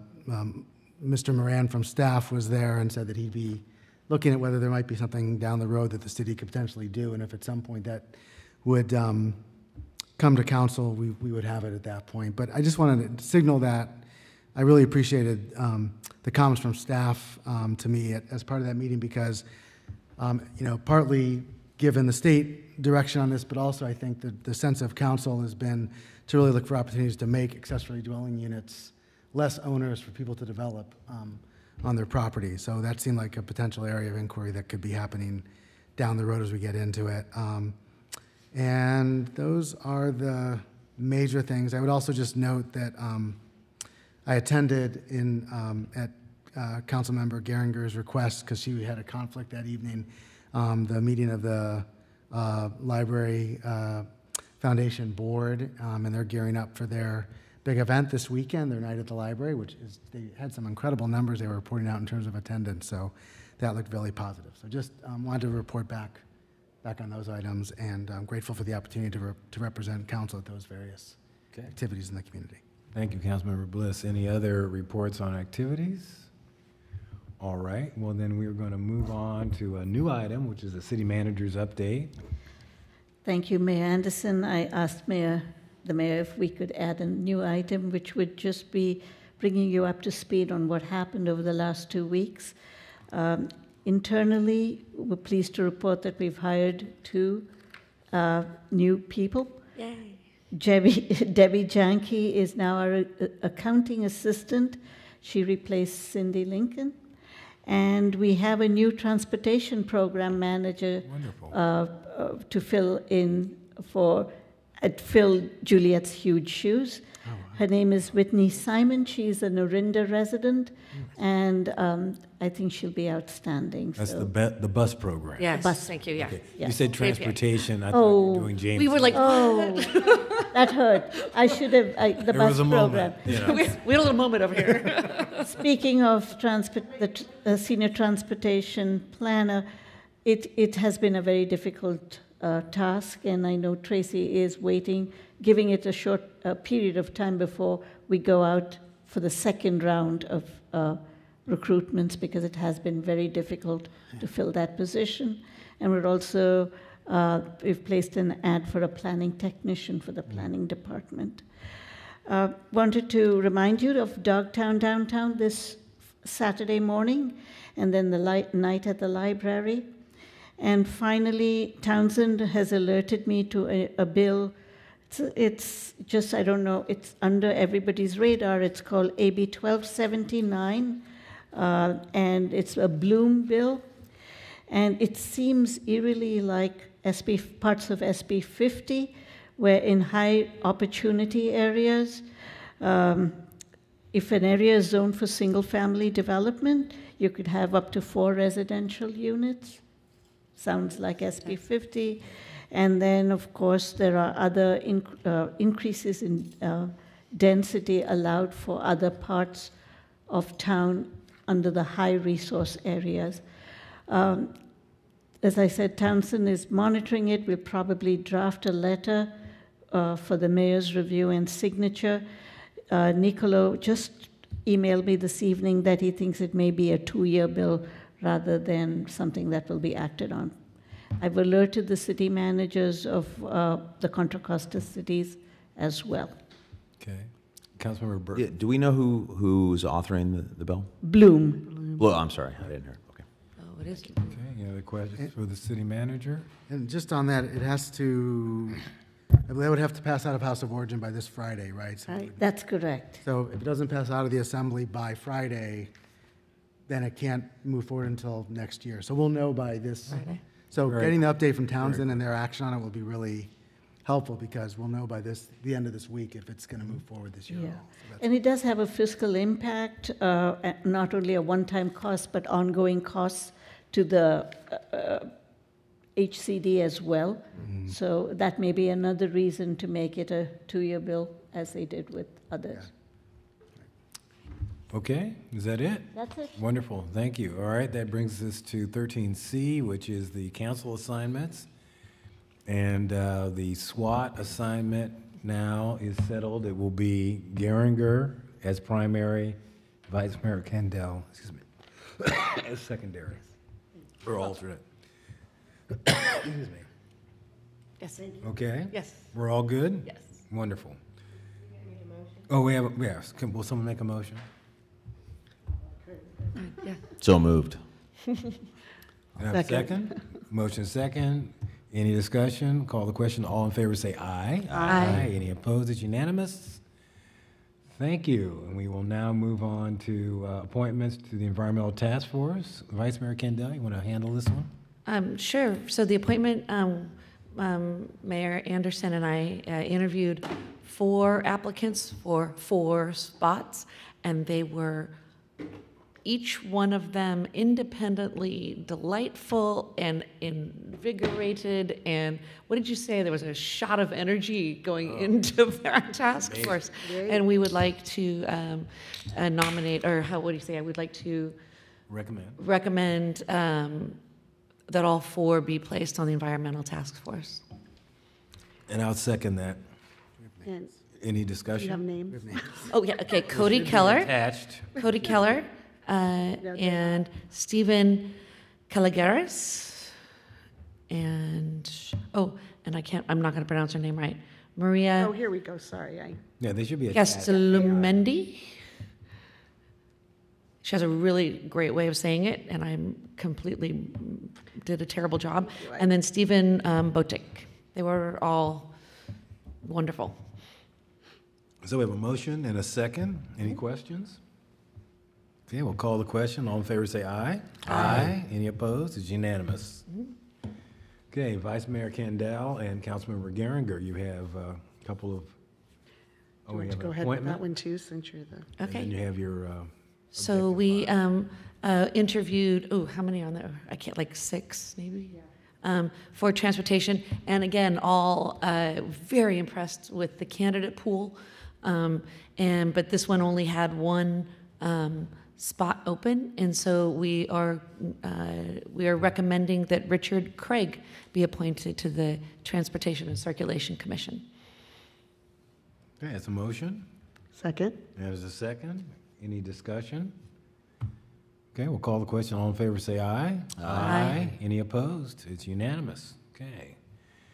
Move on to report on Objective 5. We have a very nice report. A very nice report that got into the version that was not finally edited correctly, and I really apologize for that. There were some funny error things. Those were, I didn't update the table of contents, and it didn't, when it made the PDF, it didn't do it correctly. I'm sorry. So here it is. I will update the official version to get rid of all those typos and update the table of contents. We had how many meetings? 7 meetings. Worked with the Transportation Task Force, as well as a couple joint ones with the Transportation and Circulation Commission. We came up with 1, 2, 3, 4, 5, 6, 7, like 10 needs and wants items to be identified. We have comments on each one of them. If you go to the end, however, go to page 10. Well, unfortunately, due to budgeting constraints, the action plan suggestions in this document will not be prioritized. That is because we don't have funding for them. There were no real quick fixes identified, and except for let's go out and try to find some money. And so that is what is going to be pursued. And as soon as money comes in, and as soon as we get a staffer to actually implement these things, they can go through. But it was a great report. We have some really good ideas. The one thing that is going to also, that is no cost, is that the joint city schools ad hoc we're going to approach the schools and get that up and going because, go ahead, okay. Oh, no, go ahead. Because we know that Richard Whitmore is meeting with Chief Ben, and they are going over what things at the schools. And it's more like, just let us know what you're doing and see if we can help, right, kind of thing. A communication channel to be open to understand what's going to be suggested and what's happening. So we will try to open that up again. Yeah, and the only thing that I would suggest on that is part of it is having the council, if the council approves and thinks that that's a good recommendation to move forward with, is to re-engage that ad hoc committee, is to ask staff to work with the superintendents to pull together that meeting on that. And then also can have some discussion, I don't think that it's really in the recommendation, there was discussion about whether or not it should be an ad hoc committee or an ongoing committee or an ongoing function of schools. And so I think some of that will come out of the re-engagement with the districts and then including Akalani's. Yeah, this time include Akalani's as well. Okay. Any questions? Councilmember Burks. I just, not a question, but I just think this is a fantastic report. And you both did, I think, really a great job. And I know, the funding issues are monumental to get over, but you did a good job in identifying some, you covered all the bases and more with it. Certainly exceeded my expectations as a single council member. So I really appreciate the work you put into it. Thank you. And if I could just, part of the thing, and this has been said on other objective, the strategic objectives, is that part of the work is made not necessarily easier, but if you're coming in with a commission that is already fully engaged, and they're not here this evening, but I do want to point out that the Transit Commission and then staff, Mike Moran and Therese Kane, made, Susan did an incredible job. And just to briefly add to that, I would echo Councilmember Burke's point about just what a high-quality report and plan this is for the city. So thanks to the council members for this, and also to the work of the commission and staff on it. And also, it sort of, again, harkens back to the theme that we've seen of trying to engage people both through the commission structure, and also there's a number of community members on here outside of the commission who volunteered to be part of the task force, who contributed. So I think as we move forward, continuing to find opportunities to draw on the considerable expertise and passion that we have in our community is really critical. So kudos to Vice Mayor Kendall and Councilmember Geringer for leveraging that sort of expertise and putting together this report. It's really great work. So thank you. Well done. Thank you. Well done. Councilmember Burks. I think we made a motion on the last one, right? Mm-hmm. I guess do you want me to make a motion on this one? Yeah, to accept and adopt. We can say to accept it, I guess, because there's no action. Well, I think the last one, the motion I Is the ad hoc, whether it's an ad hoc or... Well, the last motion I made was to promulgate the objective strategy as policy that we've all agreed on, or something to those words, if that's... Well, I'm fine with that. I don't know about the other one. Now, That was part of it. That Okay. was part of the action. So let's go through exactly what you would like the action to be on that one. Explain that again. Where is it? Page 10. Page 10, yes. I would just say there's 3 items in there.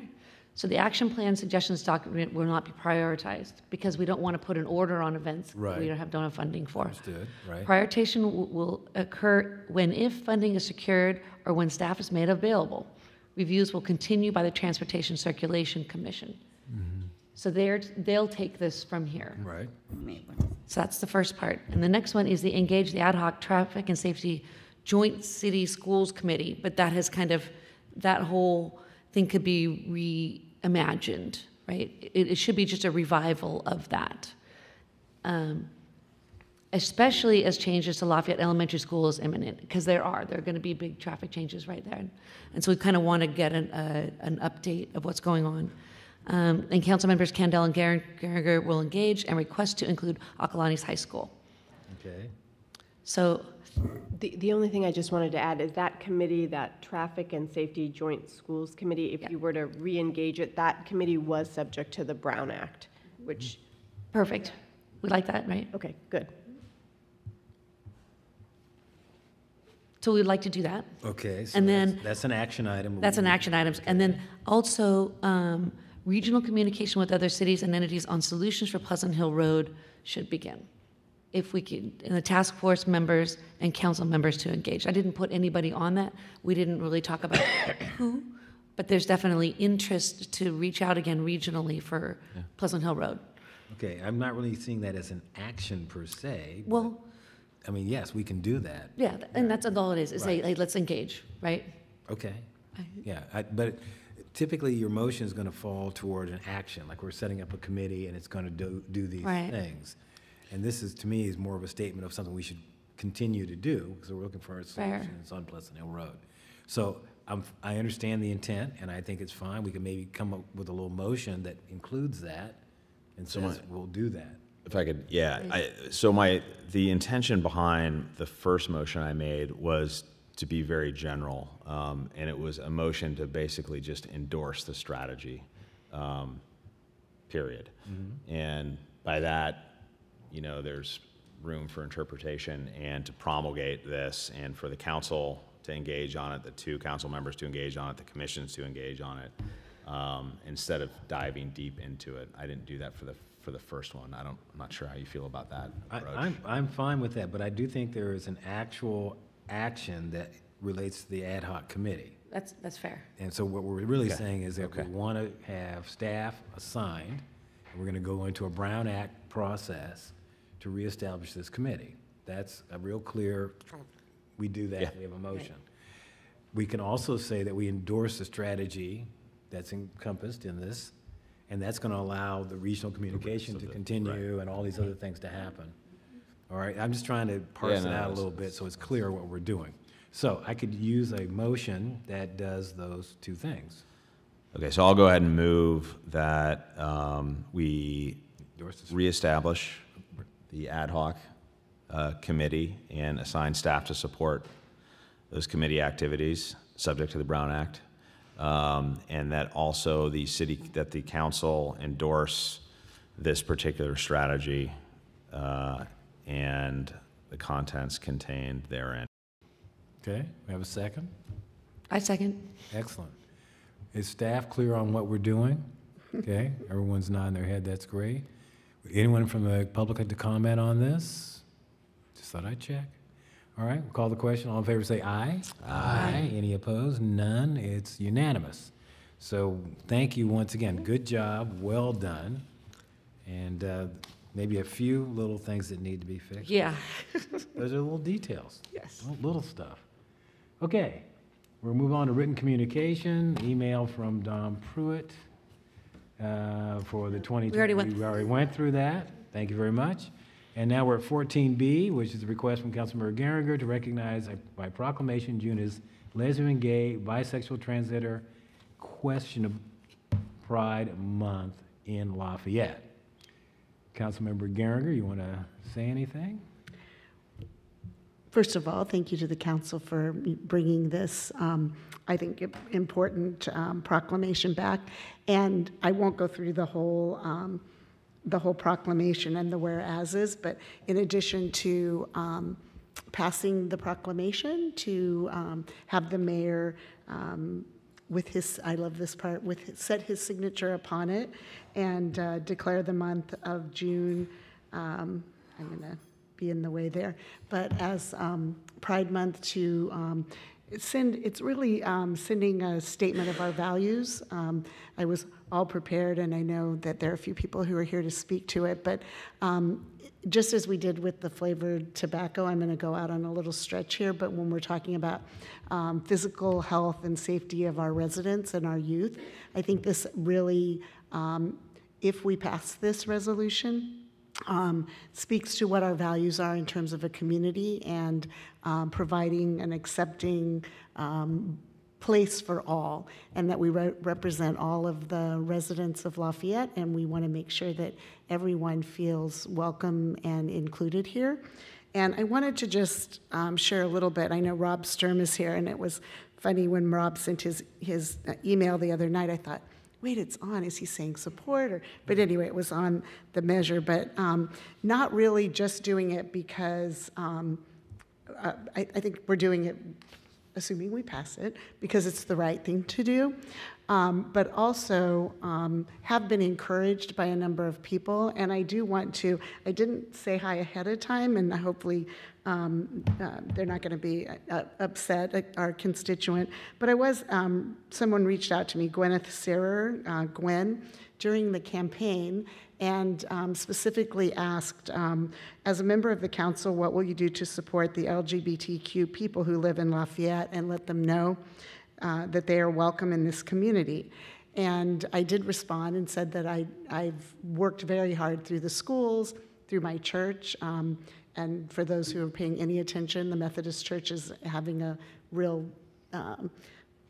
division and break right now and trying to work through that, but responded, but went back and found the email, and specifically Gwen said, for example, will you push to have LGBTQ pride flags flown in June every year? Would you also commit to declaring June as Pride Month in Lafayette? And I responded and said, I will look forward to working with you to find, and all residents in our community, to find ways to authentically work together to recognize the LGBTQ community. And so I thank Gwen for asking first, and then Robin, and I'm not going to remember everybody's name, but Kuslitz, and came to the mayor's conference. I'm not going to apologize. Thank you for the prompt. But I think, as Rob pointed out in his email, it would have been good for us to have done this a long time ago.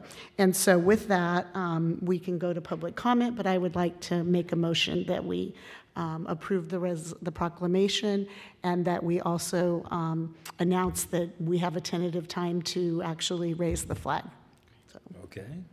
Any other comments from council members before I go to public comment? Councilmember Burks. I would just like to commend Councilmember Geringer for your work on this and for bringing it forward. So thank you very much. And also, I read Mr. Sturm's email as well. So thank you, Mr. Sturm. I think it's fantastic. Okay. Councilmember Burks. Yeah, I just wanted to, I just want to, well, should I hold my comments until after public comment, Well, that's Mayor? typically what you want to do. And I'll do that. You can go right ahead. No, I'm going to hold my comments till after public comment. You may not get another chance, fella. I'm going to let the public speak first and then offer my comments on this. Okay, Robin Kuslitz, is that correct? Yeah. Followed by Joey D. Smith. Good evening, Mayor, council members, and staff. My name is Robin Kuslitz. I'm the president of Lamb Democratic Club of Contra Costa County, the first LGBTQ Democratic Club in our county. Tonight, I'm at Lamb Democrats. Sean Kumagai has just sent you an email. You'll see it in your inbox when you take a look, but I'll read that to you now. I write to you as a colleague and as an openly gay elected official, respectfully requesting that on May 28th, you support the members of your LGBTQ community by proclaiming June as LGBTQ Pride Month and raising the LGBTQ Pride flag at City Hall.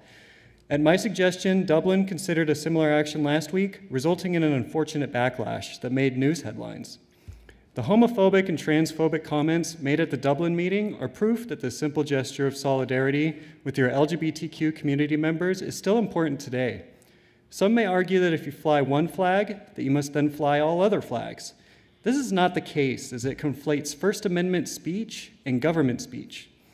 When a government agency raises the pride flag, elected officials are exercising their government speech to send an unequivocal message that they stand in support of the LGBTQ community.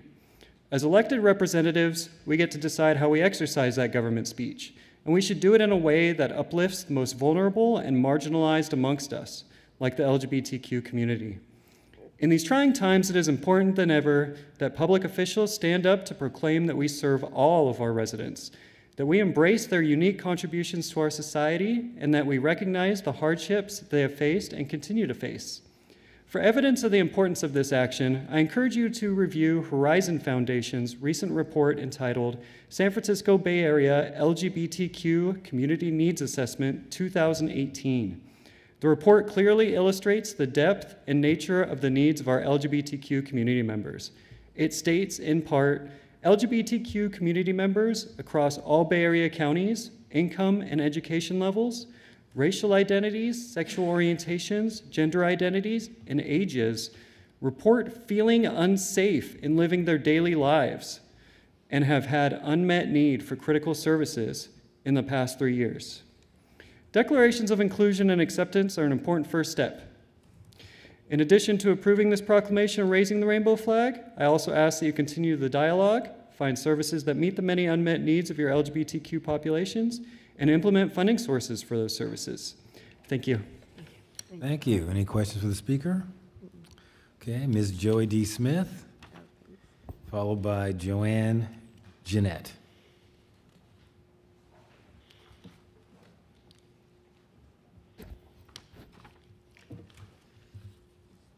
I don't want to say good night because we're still having conversation, but good evening, Mayor, Council, welcome, Vice Mayor, staff, and those of y'all who hung in there.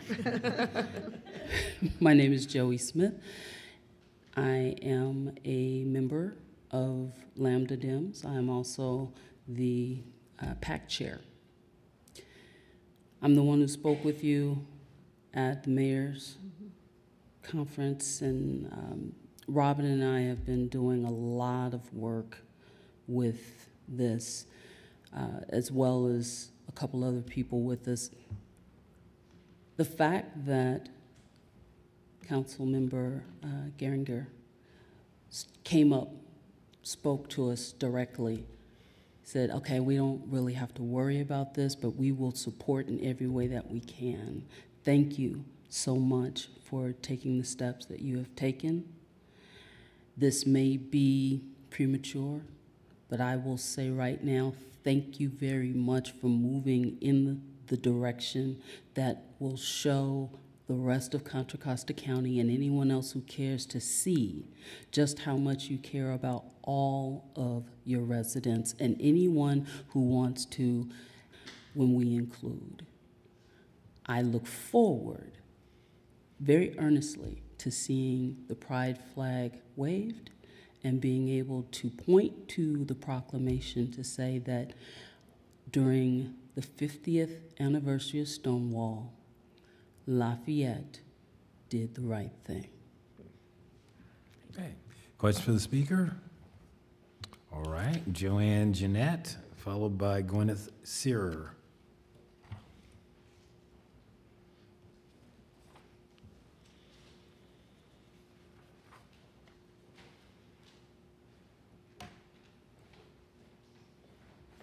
I think Joanne left. I'm Gwen. Welcome. Thank you. Thank you. My name is Gwyneth Searer. I'm a licensed structural engineer. I have 2 wonderful daughters. I've lived in Lafayette for the past 8 years, and I'm transgender. I struggled with my gender for many decades, hating myself, fighting with depression that was caused not by being transgender, but by a society that taught me I must be sick or evil. I stayed closeted until 7 years ago, when I simply couldn't take it anymore, and I legally transitioned from male to female. And it was a good decision. It was not easy or simple, but it was good. I respectfully ask that you adopt the proposed proclamation and fly the pride flag in Lafayette. Not for me. Not for me. It's for the young people in our community who are at risk for bullying, discrimination, and suicide. 40% of all homeless youth are LGBT or Q. They're rejected by their own families. 41% of transgender people attempt suicide because their friends and family don't accept them.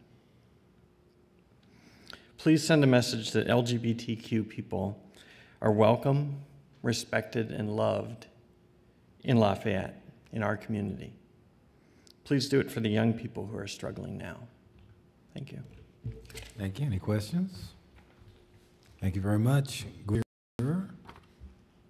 That was Gwen. That was Gwyneth? Well, what happened to Joanne? I don't think she's here. Okay, I'm sorry. Emily Shenson. Now I'm back on track. This is what I actually came for. Okay. So when I got the email from Gwen that this was on the agenda tonight, I cannot thank you enough. Thank you so much. City Council Member Geringer and all of you. I too am going to make the assumption that we're probably moving forward with this because I can't imagine it any other way, and I also really believe in my town and the goodness of it and the community and the way that we come together. I've been an ally all my life.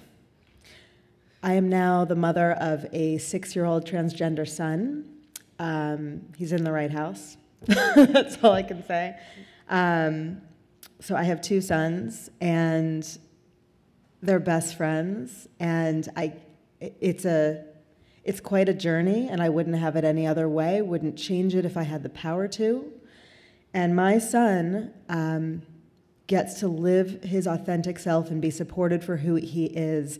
And when I told him on my way out the door where I was going, that I was going to a city council meeting and that what was on the agenda, that it was to make June, to recognize it in Lafayette as Pride Month and to raise the flag, he said, well, let me quote him, "Mom, that's so cool." That was the first thing he said.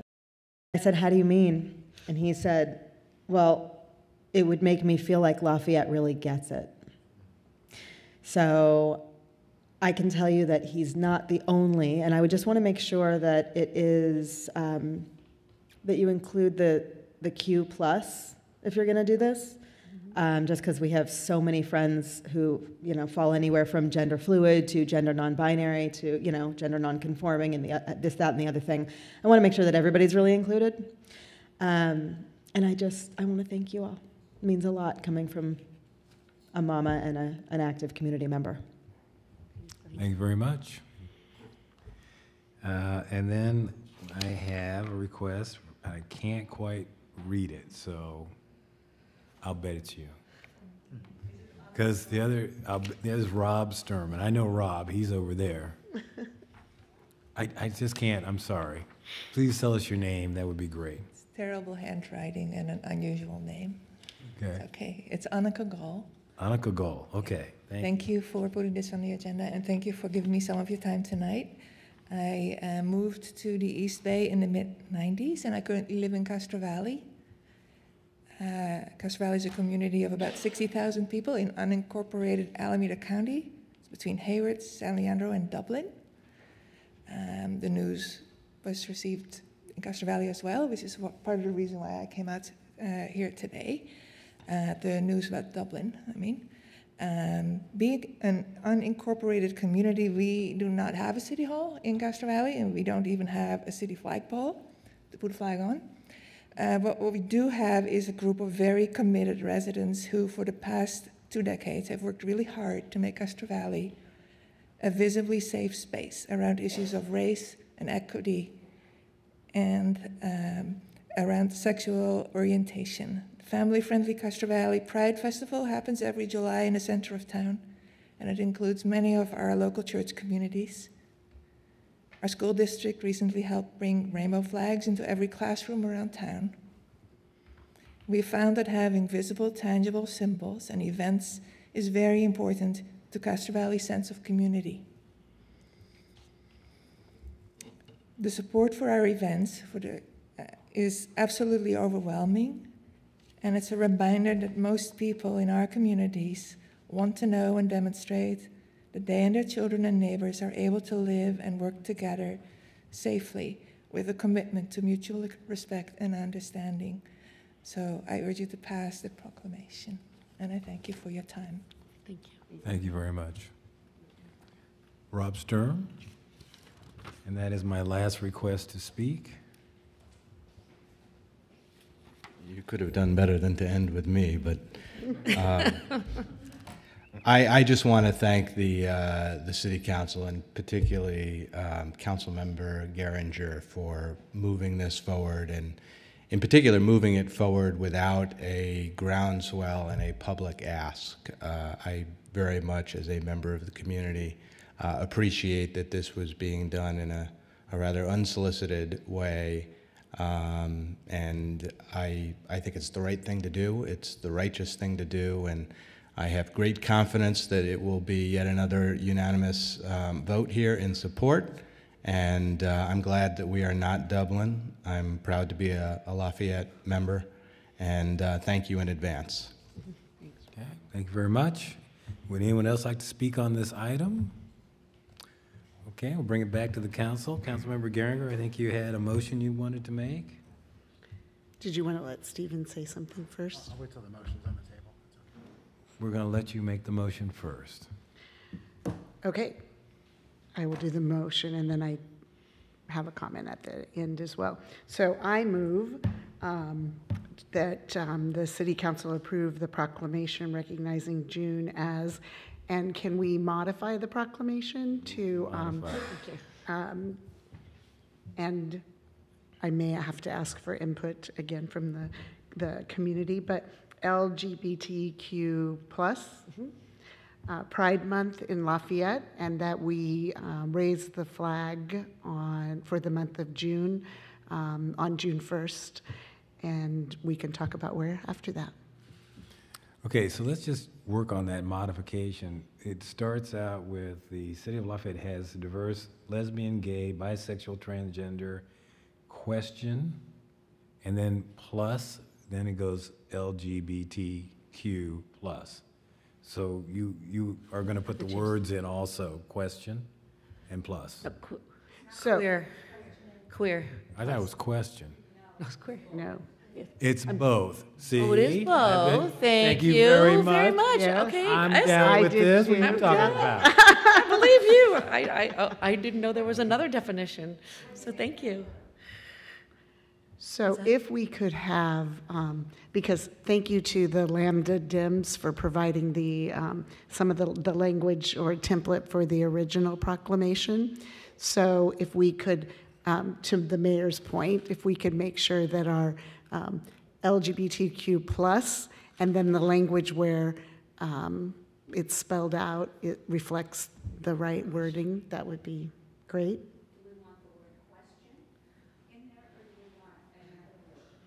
We're consulting our experts. Questioning. Questioning. It is, that's what it says in here. Queer or questioning, right? So either one. Questioning is. So it's questioning. So I think we have it captured there. We got it. Okay, so we have a motion. Is there a second? I'll second. Is there discussion? No discussion, but thank you so much for doing this, Teresa. Good job. Oh, no, we'll do the vote, and Fully I'll support. thank all of you. Yeah. Okay.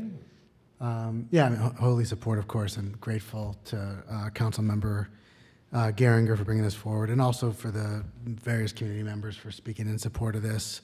I'll just briefly say, we often talk on council about how there's nothing more important that we do than public safety is one of the top things that we talk about, but that also means that people feel safe and that they feel included and that they feel, I'm going to steal a phrase that Gwen used, that they feel welcome, respected, and loved. And so I think that really sums it up well. So I'm really proud to be standing in support of this resolution. And I think as a council, we can really feel like sometimes it really is necessary that there is a very clear declaration of this sort of inclusion in our city. And so I think this is a really important vote, and I look forward to being there Saturday, the Saturday morning as we raise the flag and to being part of our recognition of Pride Month throughout June.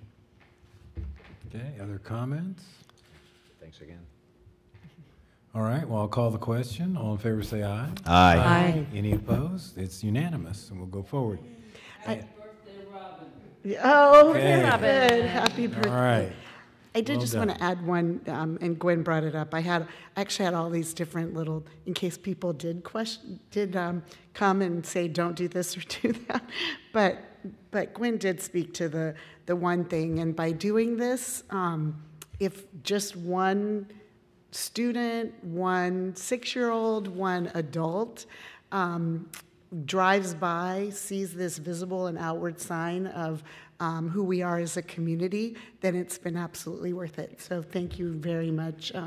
I really, not for a moment, doubted all of you, so thank you very much. Well, but I was prepared in case. Thank you very much. Thank you for your confidence. Good job. You're in the right city. I will just make one comment just very quickly. I believe we had the gay pride flag flying last year, but there was not a proclamation. Okay. So the proclamation makes it a little better because it's very official.